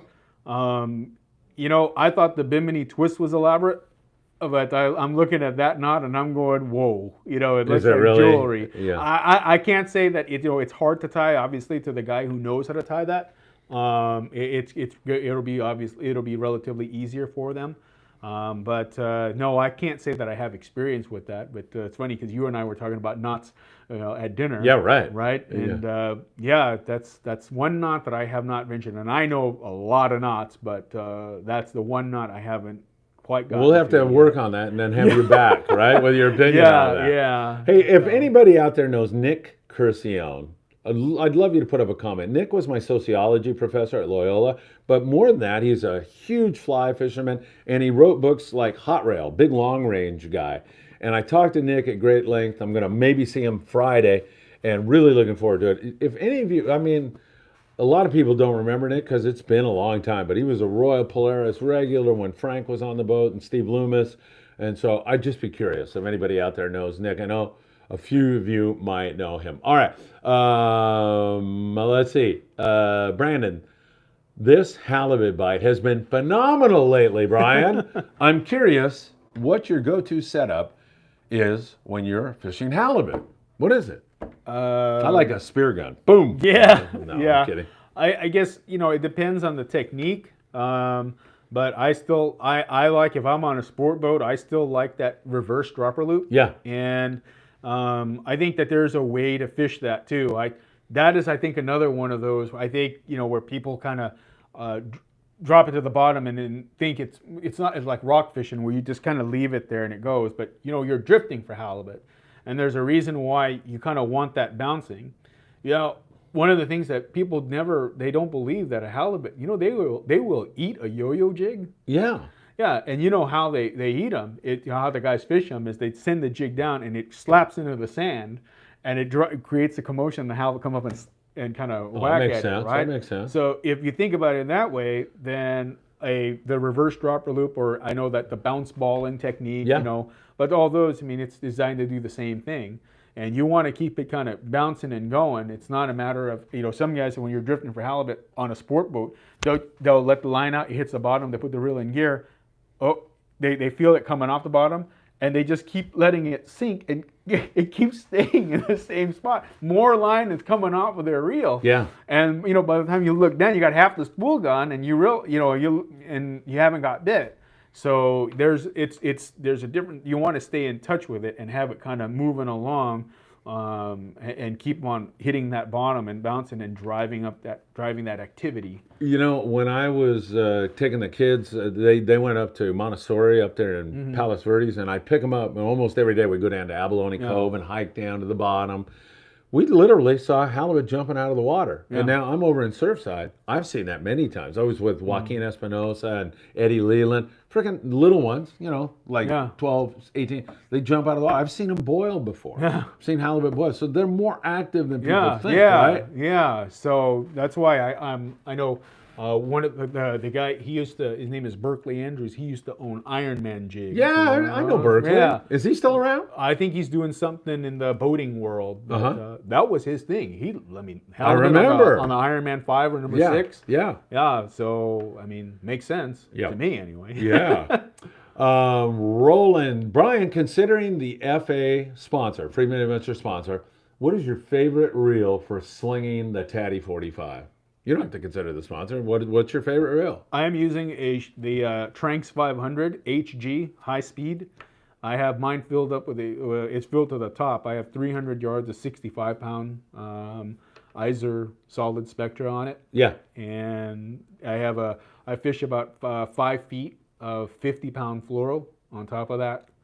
And that is right now, my absolute favorite. I think that for me personally, the Spectra on a surface iron reel, if you're going to go that route, you have 2 ways that you can go. First is a bait caster. And I know that, Daiwa has their Alexa 400. Yeah. And while it can be used for that application, you have to remember that, you're throwing it in some pretty rough terrain, right? And 50 to 65, it's not really about break strength, it's more about diameter. And that 65 might hold up a lot better. But the 400, it's a little too small. It almost seems like, again, like when you cast a jig with it, even if you're using like a 7X, it feels like you got a bowling ball on the end of it. There's too much. the spool is too small and the weight of the lure is so big. It's more than the reel can handle. So it almost like the arbor of the spool is so small. It just keeps wanting to spin and it's hard to control the velocity. Yeah, Whereas on the yeah. 500. But my point is, a level wind for a straight Spectra surface iron reel is ideal because it lays the line on perfectly for you. You don't have to. All you have to worry about really is laying nice, it on, right? It's convenient, yeah. Yep. And the 500, it's the same capacity of a Trinidad or a Torium 16. It's got more than more than enough drag, but it winds the line on for you. You only have to worry about pinching it and getting some tension on there. Yeah. If you're going to go with an open face reel or conventional reel, you want one that's pretty narrow. And the reason why is because you want to be able to guide it on. See, Spectra will only cast as well as you wound it back on. So if it's a wide spool, now obviously if you have bigger hands, that's a different story. But on a wide spool, you got to kind of go back and forth. And if you're winding it on, if you've got valleys and X's and crosses and voids in that wind, well, that's how it's going to come off when you cast. Yeah. And it presents a problem because if that line is violently sloshing back and forth on the spool, it's limiting that distance that you're getting. Yeah. So I like, the Tranq 500 has been my go-to, and I find that I know that there's the mono crowd. Oh, well, I could cast, I've been fishing my mono for years. I mean, I can tell you right now, I cast better with my Tranq 500 and all Spectra than I did with, going old school, my 100, You go all Spectra. yeah, versus my 100J and a Newell 338. Yeah. So that's been my go-to. As I get older, I can see, and I push this all the time with myself. There is that tendency when you get older to say, I'm staying with my old stuff. You really need to push yourself and keep advancing that's why I travel a lot, because you're going to navigate yourself through foreign countries and everything. I think it keeps you young. Yeah. And you got to stay up on things. Yeah. And move ahead. We do it with everything in our life. I don't run, I don't wish that I had my grandmother's food processor back, when I was in 1985. There you go. These days, food processor, karaoke machine, all in one. They can do it all, right? Exactly. But, I'm not saying that, you should not, appreciate what it is that you have and use it. But, I agree. Yeah, there's definitely room for improvement, more advancements out there. Correct. Yeah. That's what life's all about. Advancing, right? Yeah. So don't fight it. Yeah, exactly. Go with it. It's a lot of fun. Dialogue changed the configuration of their long casts. So can you talk about that? What's that? I don't know. Dialogue? Dialogue changed the configuration of their long casts. So you can talk about that? Do you get that? I don't get that one. You might want to rephrase that. What's your and this guy may not have been around, so you might have to do it again. What's your recommended fluorocarbon leader and length? And he wants to know why. And that's such an important question. Yeah. Why, Matthew? Seriously. All right. I'll go with favorite fluorocarbon again. Right now, not to say that I wouldn't be willing to change if something I was to try something that was good. Right now, I like the Seaguar Premier, but again, I fish it based on diameter. So if you looked online, like on Basil Papa's website, AHP Tackle, he has a diameter guide, and I base all the diameters off of Iserline first string, and so there's that. Yeah. So that's what I do with the Seaguar Premier. Yeah. With that being said, length depends on the species. Something that I have been talking to even my charter group about is bluefin fishing or tuna fishing. I've found that, I can, on sea bass, yellows, and calicos, I can fish a 5 foot, I get it down to 2 feet sometimes. I keep cutting and retying the hook, retying the hook 2 feet, and I'm still have no problem getting bit. Oh, wow. On a tuna, for some reason, I can't buy one on anything less than 15 feet. Oh, wow. So I fish, 20 or 25 feet of it. And we used to be afraid of the knots going through the guides. Remember that? Oh, the knot thing. The knots these days, we have the RP knot, the John Collins knot. Yeah. We have the Bob Sands knot. They cast just fine. I don't have that issue. I remember, the Bimini Albright, Bimini to 20 turn. Oh my God, I remember that. It'll get hung up a worm knot. My God, that thing was huge. But so for the local stuff, no problem fishing that 5 foot, length. Surface iron, I fish 5 feet.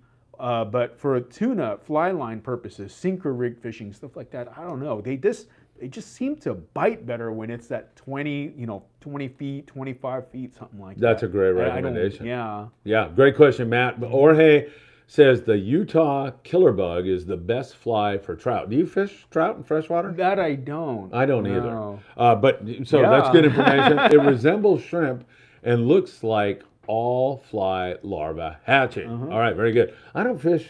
My kids are like into bass fishing. They got a bass boat and they're the Bass Brothers and they're doing all that.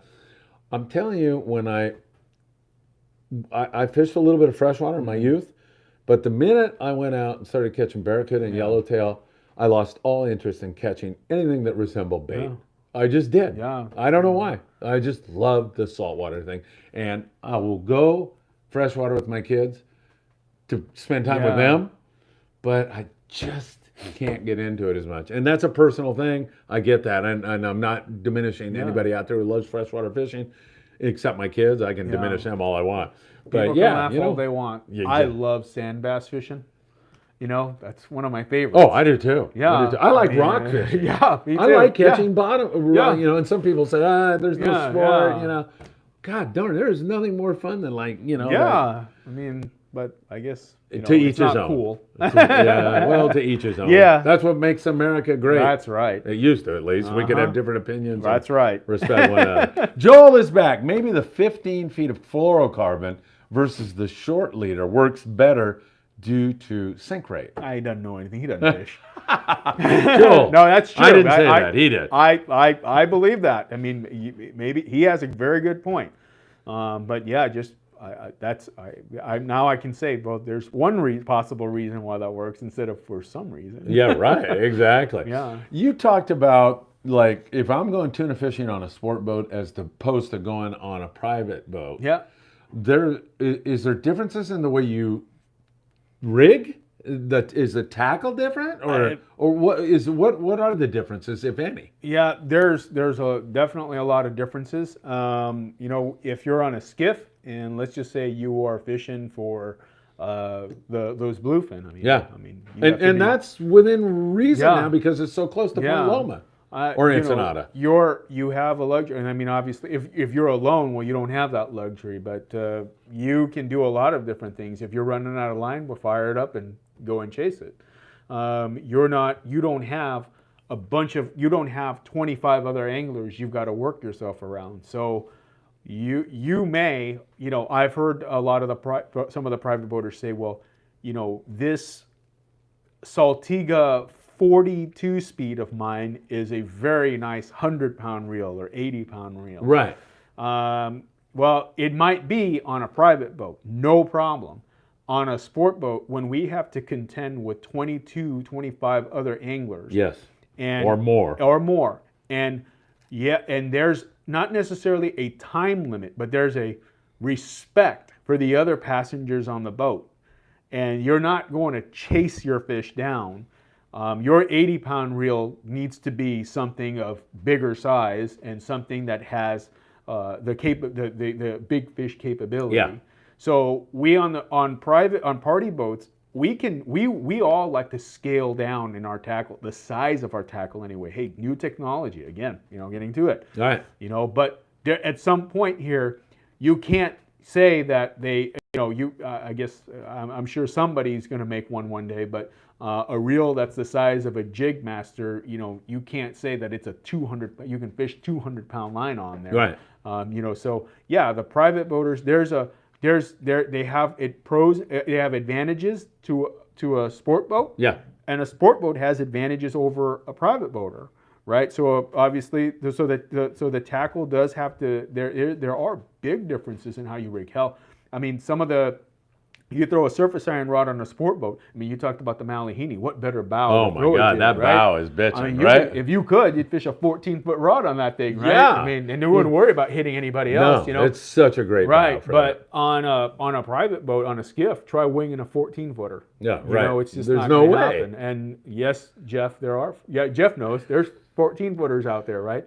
So yeah, there's differences. So we have to, you just have to, when you ask somebody for a tackle recommendation, I think these days, just because 2020, a lot of private boaters, they were able to get out. They were able to refine a lot of their tackle. Yeah. And they kind of really started to understand a lot more. But you kind of have to, when you go into a tackle shop, it's important these days to tell them. Sam can chime in, but hey, I'd like to go after bluefin, and I'm gonna, it's a big help to Sam if the guy goes, hey, I'm signed up for a 2.5 day on the Amigo. Now you know what to do. Whereas, hey, I'm going on my own boat, Sam, and I want to fish, San Clemente Island, or whatever, wherever they may be, for these giant bluefin. So, Sam would rig them up completely different too. Yeah. So yeah, those are just a couple of things. Those are things that you have to consider. So yeah, I always want to make sure that whatever it is or wherever it is that I'm fishing, your gear is up to snuff, especially when you're talking about these bluefin. Yeah. So when I go to Sam's place, Island Fishing Tackle, so I'll sit down and I'll start writing notes, and I'm waiting for him because we're going to do a tackle thing and everything. Yeah. And sometimes I end up sitting there for a while. Yeah. And I don't know if Sam, he doesn't care, but what the point I'm trying to make is Sam puts his customers first, as he should. I've told this story. I went on a sport boat. I won't even say the name of the sport boat. And the captain, hey, Phil Friedman, big Phil Friedman, the great, come in the wheelhouse. So I go in the wheelhouse. This is before we left. We're sitting at the docks getting ready to leave.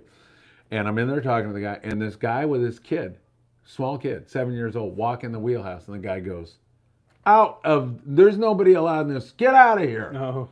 And I'm like, get me out of here. I don't want to be treated any differently than that guy.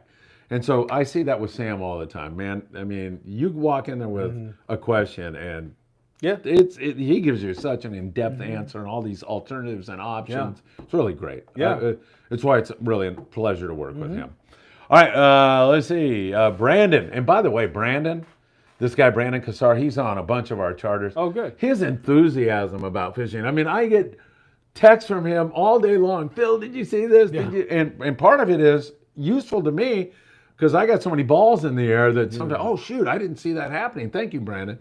So I love his enthusiasm. Yeah. Out of all the islands in California and Mexico, that's a lot. All the islands in Mexico, what is your go-to isla, your go-to island that you would have more enjoyment at? San Clemente Island. Really? Why? Yeah. You like SCI, huh? You like going around the corner there at China Point? And it is, there's so many different techniques that work there. You think about it, right? And there's a lot of species there too that you can catch. You fish Clemente, if the yellows and the calicos don't bite, you can go for the cod. Yeah. And now Desperation Reef, you go for if that don't bite, go for a 200-pound bluefin. That's ridiculous. But I like it because that fish there, man. Now in the last couple of seasons, it might not have been. It hasn't been as bountiful. Yeah. But it's going to rebound. And that fishery, it's a very unique and very special island. I really like it. I love SCI. Yeah, it's a great place. The surface iron fishing there is really good. It's better than some of the islands. I mean, obviously Coronado Islands, that's Yellowtail Haven right there. Yeah, but, right. I like bass fishing, and it's good there. The yellows there are generally, I mean, they can be bigger. Yeah. And there's rockfish to fall back on. No doubt. Yeah. And like you said, Desperation, you got Bluefin Tuna now. We did trips on the Outrider with Captain Tucker. I mean, that was the trip. At nighttime you go try to catch a bluefin, and then in the daytime you fish yellows, and calico bass. Man, those guys in the crew don't get no rest, do they? Exactly. So brutal. Yep. That's great. Great question. For me, probably the island that's biting the best. We have so many options here. That whole Channel Island region is awesome. Yeah. Beautiful, pristine, and some great bites. And then you mentioned San Clemente. Catalina, back in the day, you used to catch a lot of sea bass there. And we're thinking maybe that'll pop up this year with the squid that moved down this way a little bit. And, the little island's fun. Santa Barbara. It doesn't take a lot of boat pressure is the problem. It can get too much. Yeah. But, I mean, even there, out on Osborne Bank, there's bluefin at times. Yeah. So we're blessed with that. And then We you are. pop across the border, and like you said, you got Coronados, and then Todos Santos, and then San Martin, and then Cedros, and it's really just fantastic. We are really, really blessed. 540 Slinger, Jeff. with a great question. Yep. I know fishing chunk bait is common on long-range trips. By the way, nobody knows Nick Curcione. I was going to call him tomorrow and say, Nick, everybody knows you, so I'm just not going to call him. He says it's common on long-range trips. Has Brian ever tried it on shorter trips like Cortez, Tanner, those areas? No. They got to bite it. No, but I have seen it work. I have experienced it at Guadalupe Island. I know that's long range. I mean, well, not super long, but still. But why would the fish feed differently at the loop than they do on Tanner and Cortez? Yeah, It's got to be the same, right? I don't know. I think you're going to have to get some type of a reaction out of that fish to know that they are going to come up into the chunk line. Right now, for that, if we're talking about the bluefin right now, I just got off the phone with Captain Rambo this morning. Yeah. Just because I have a trip leaving Monday. Oh, shoot. Good luck on that. Yeah, thanks. And I asked him what was going on, and he said that bigger fish is down deep. Well, you're not going to put a chunk line out there. Right. And bluefin,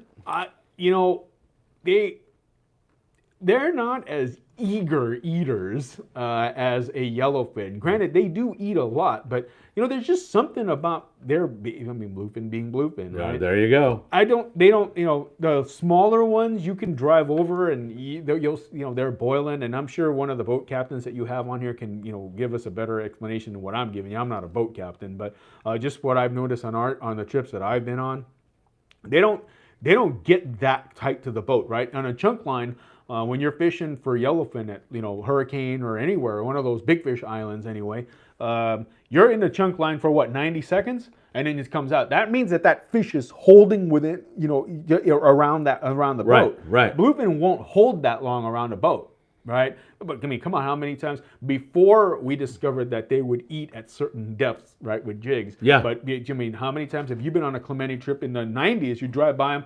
You're seeing them puddling up, and the captain just buzzed right by. Oh, they're bluefin. They're not. You ain't gonna get them. Right. No chance. Yeah. So I did that all the time. Albacore fishing. Yeah. I'm sure if they would come to the boat and they were eager, like a yellowfin, they would probably eat it. But I haven't seen that, especially on the big ones.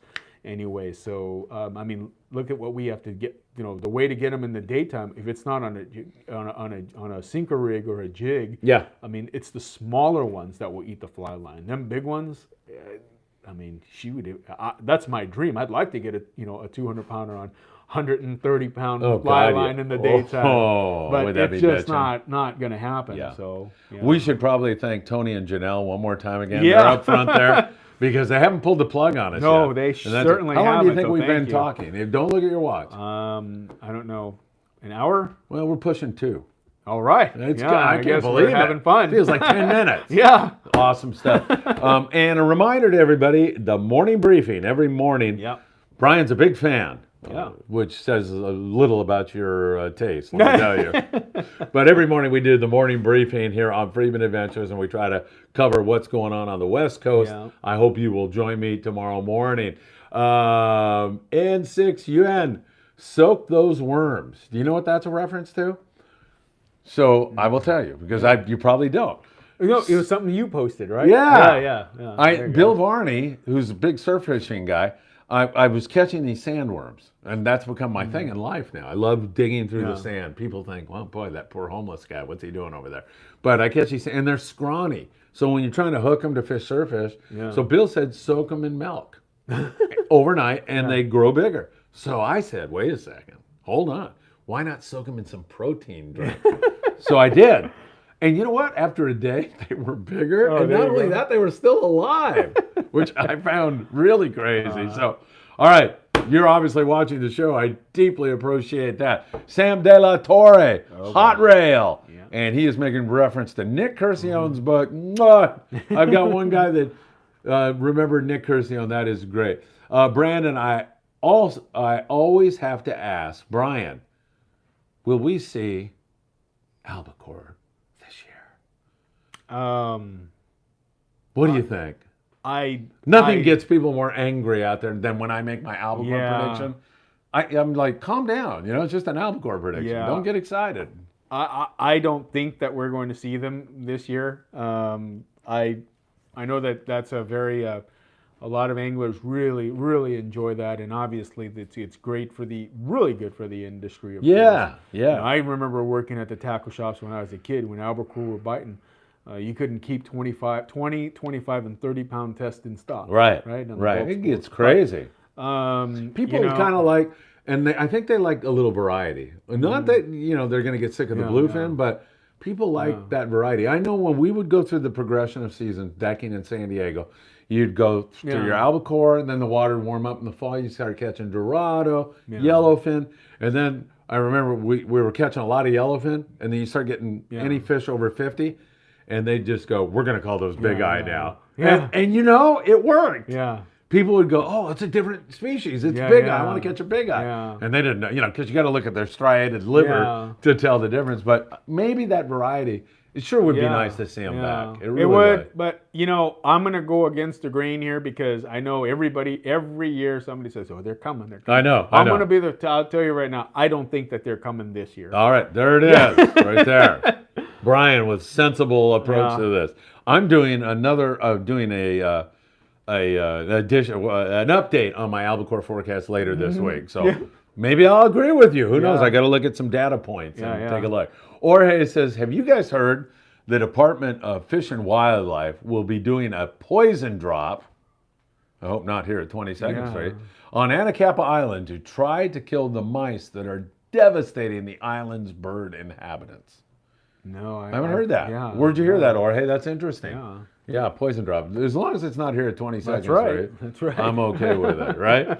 So your next trip is Monday and you're out with Rambo? Is that where I'm you're with going? Rambo. How many day trip? We're on a 2.5-day trip. Uh-huh. And hopefully we can get away from this wind and we'll God almighty, this wind has been such a pain in the neck. It has. Hasn't it? Yeah. It's just the fan. Somebody needs to turn the fan off. Yeah, no, I mean, last year it was not a very good weather year last year, and I'm hoping that, this year it's going to be a little different. But I told you kind of when we had dinner, last year we were all banking on the fall having the best weather. Boy, I never had that many trips get canceled due to weather before in my entire career of chartering boats. Yeah. So so hopefully we timed it right, and we get a good weather window, and we're able to get on these things. I don't remember. I think it was in the fall. We were at Nicholas on the Amigo. Same thing. I booked these trips. Yeah. And fall's going to be bitchin' weather, and we got freaking shellacked. Yeah. And then we backtracked to Santa Barbara Island. Yeah. And we went in there to SBI. And Mark Paisano Jr. was running the boat. Yeah. He does a great job. Yeah. And put the lights on, and frickin' the whole ocean bottom came up. Squid everywhere, and we're like, here we go. Yeah. Because the last time anybody made squid there, they shellacked the sea bass. No bite. You just never know. Yeah. And you know what? I had a great time on that trip also. I mean, I have a great trip on every trip. So N6UN says, too bad the rats eat the poison and the birds eat the rest. Yeah, well, hopefully that doesn't happen. Tony Gonzalez, who's a great guy. Tony, you and your family, or are you the only one? Nah, your family's there too. Who would miss the Freeman Adventure Show? Yeah. Anybody else who wants to watch another TV show, right? I have the Okuma Makaira 16C with 580 yards of 100-pound braid with 30 feet of 100-pound mono on a Phoenix Axis 720. Man, H3X, do you know all this? Yeah. Oh my God, I wish I did. Would that be good for the bluefin tuna? Yeah. Yeah. Excellent question, Tony, even though I don't know what you're talking. Yeah, that It is? Makaira 16 is a very capable big cow reel. No problem. Anthony Doe, can't wait, jumping on the Pegasus on June the 8th. Pegasus. Yeah, so he's Joe leaving Chait. 2 Now, days I don't after think Joe runs that boat as often as he used to. Joe Chait is one of the fishiest guys. I chartered him for many years on the Conquest out of Fisherman's Lane, and then we moved over to the Pegasus.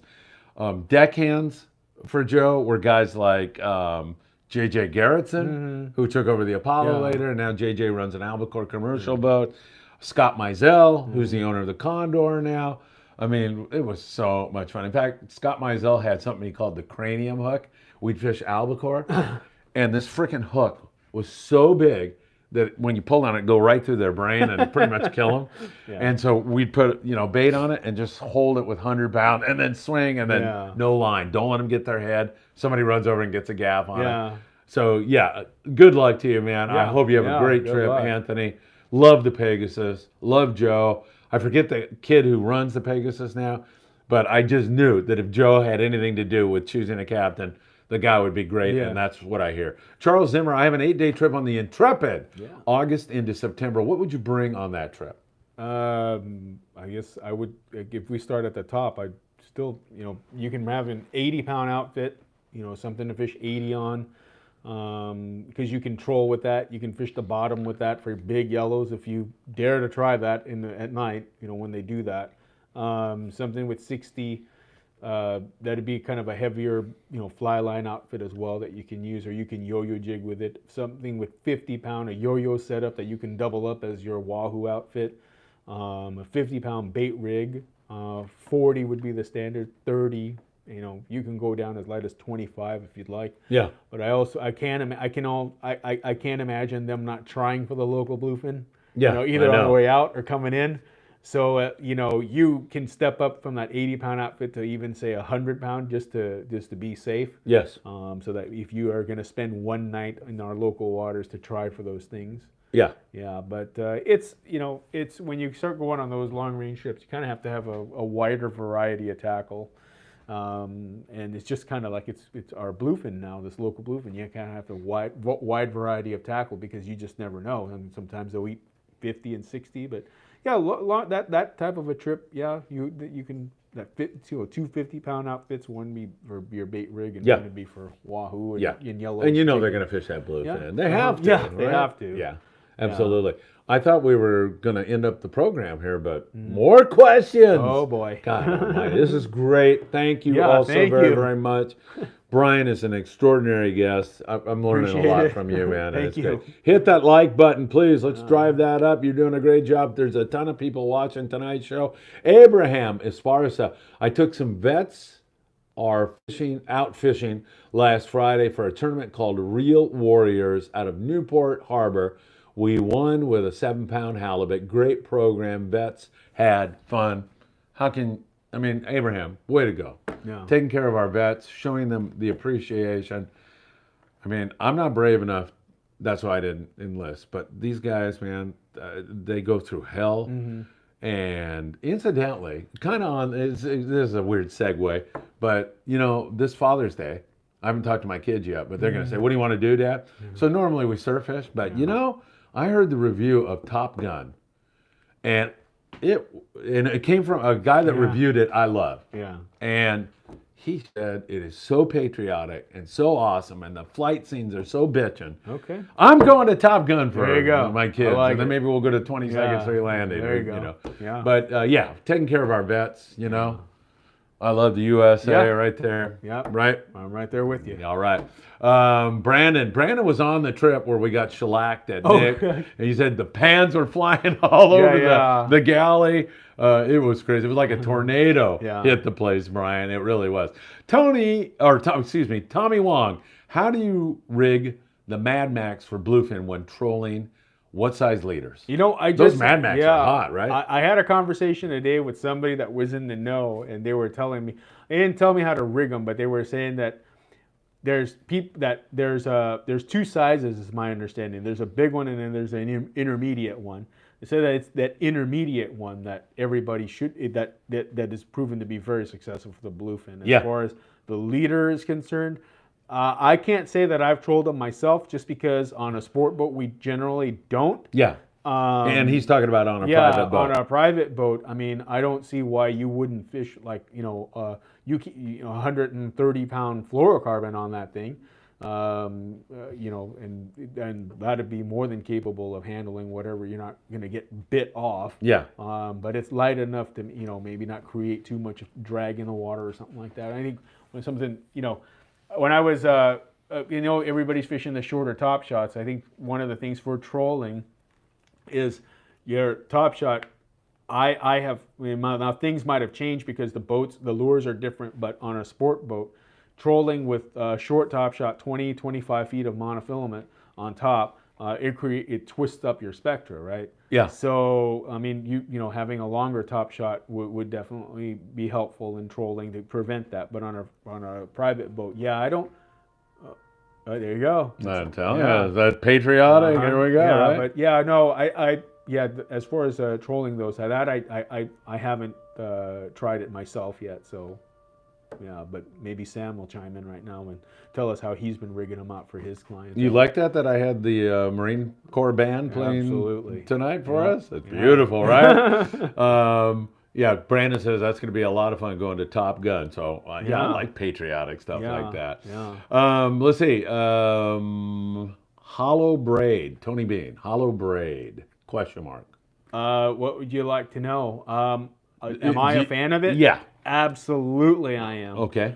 I like it on any of my big fish reels for a number of reasons. First, you can, if you're talking about wind-on leaders or connecting your top shot, you can splice a blind loop in that, and it's easy to do.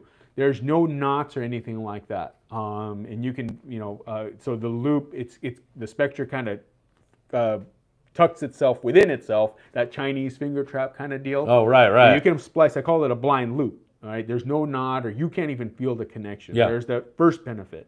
So makes attaching your top shots and your wind-on leaders very, very, very small. Seamless transition, connection. Second, if you have a bad spot, you can cut off whatever it was, and if it's just like a foot-long bad spot, you can cut that off and then re-splice the two together.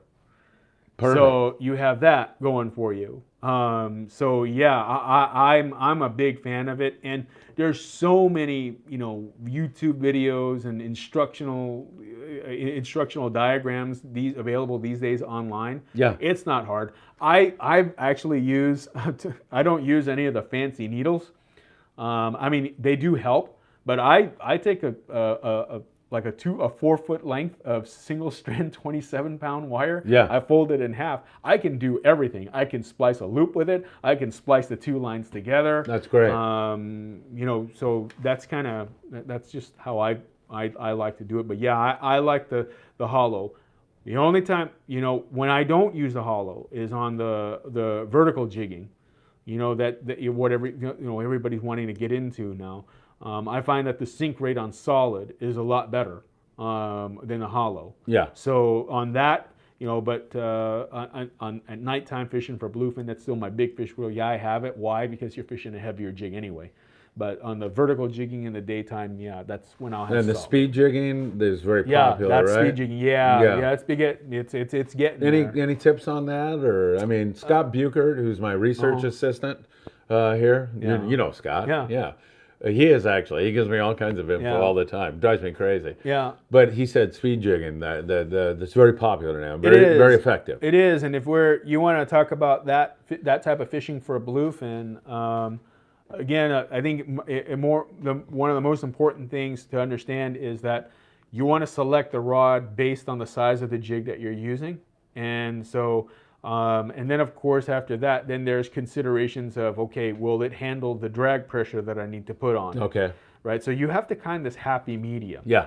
Right? So I think that, if you were going to go the two sizes of rods that would be ideal for this bluefin anyway, the PE 4 to 8 is a good stick for fishing anything up to, say, 250 grams, maybe even 300 grams at the most. But 250 is good. It'll fish that 150, 150 to 250 gram jig pretty well. Yeah. The PE 6 to 10, you can get up to like a 350, maybe even a 400 gram jig with that.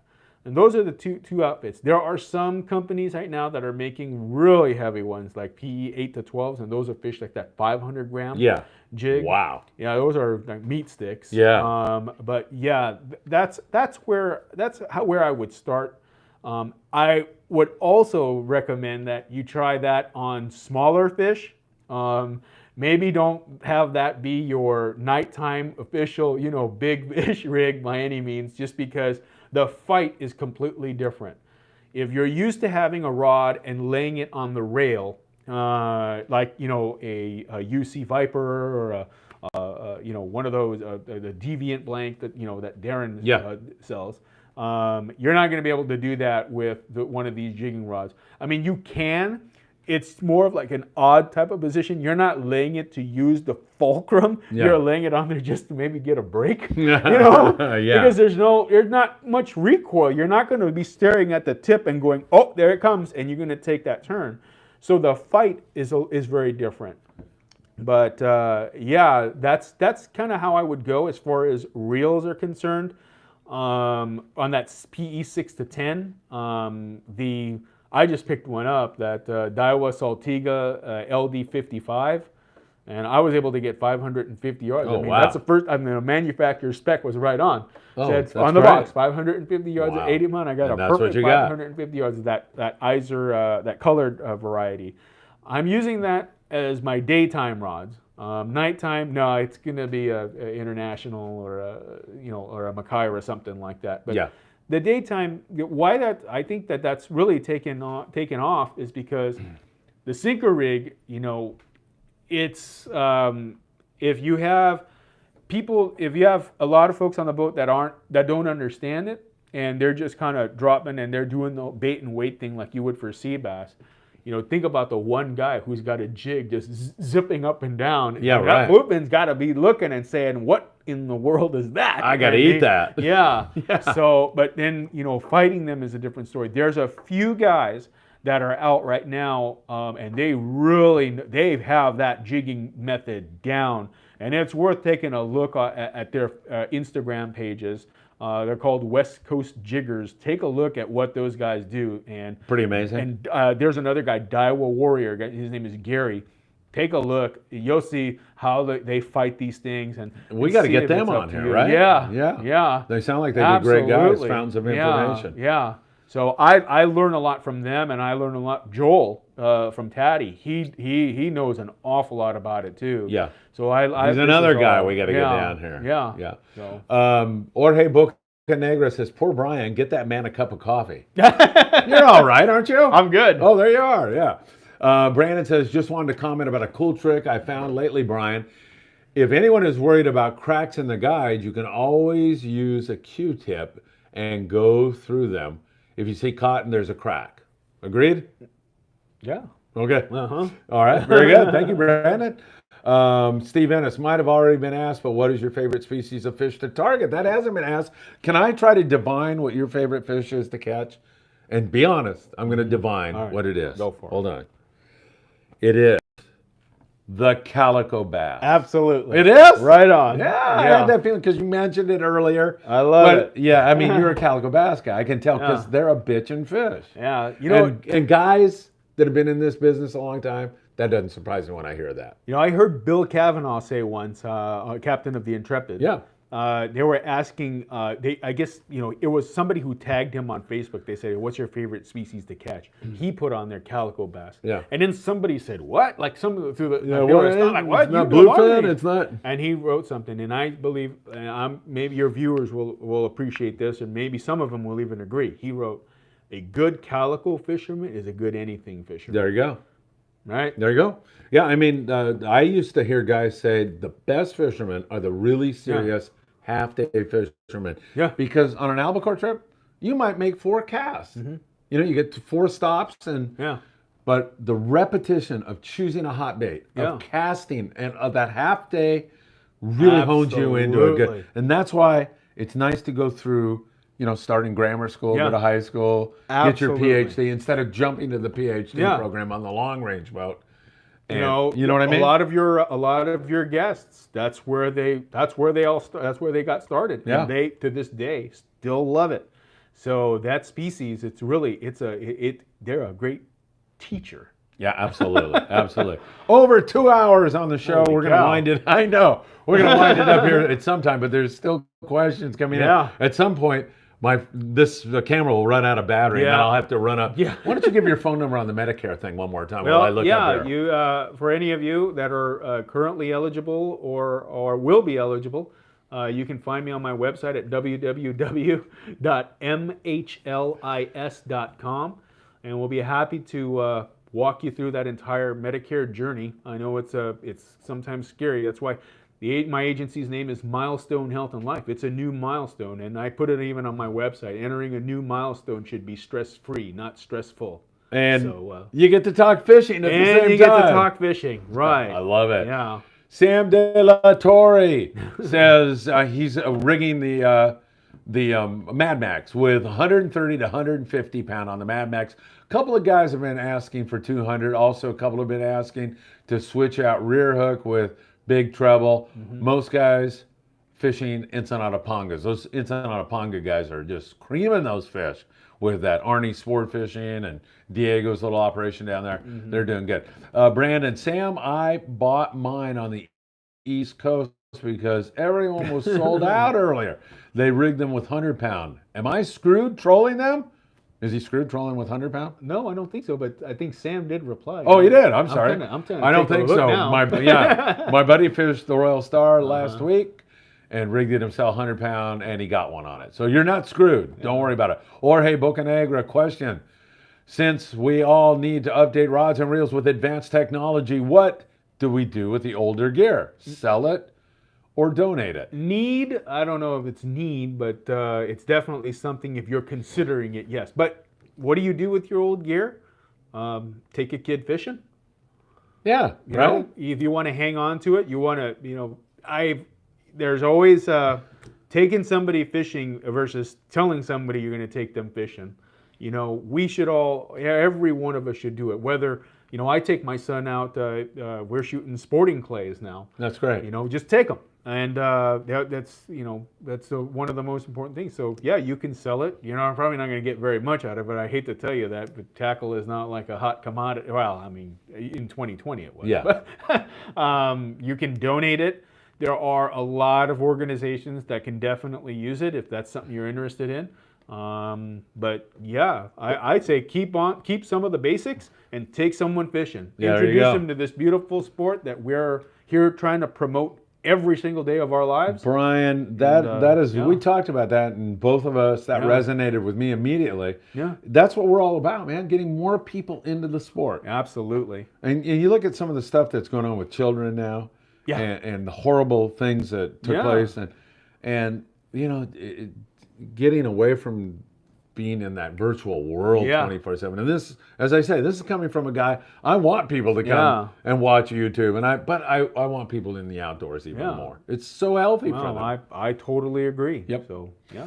All right, Phil, next casting competition, I would like to see who can cast a chovy the farthest. That's a good, Frank LaPresta used to say a clothespin was a good way to do that. So, maybe.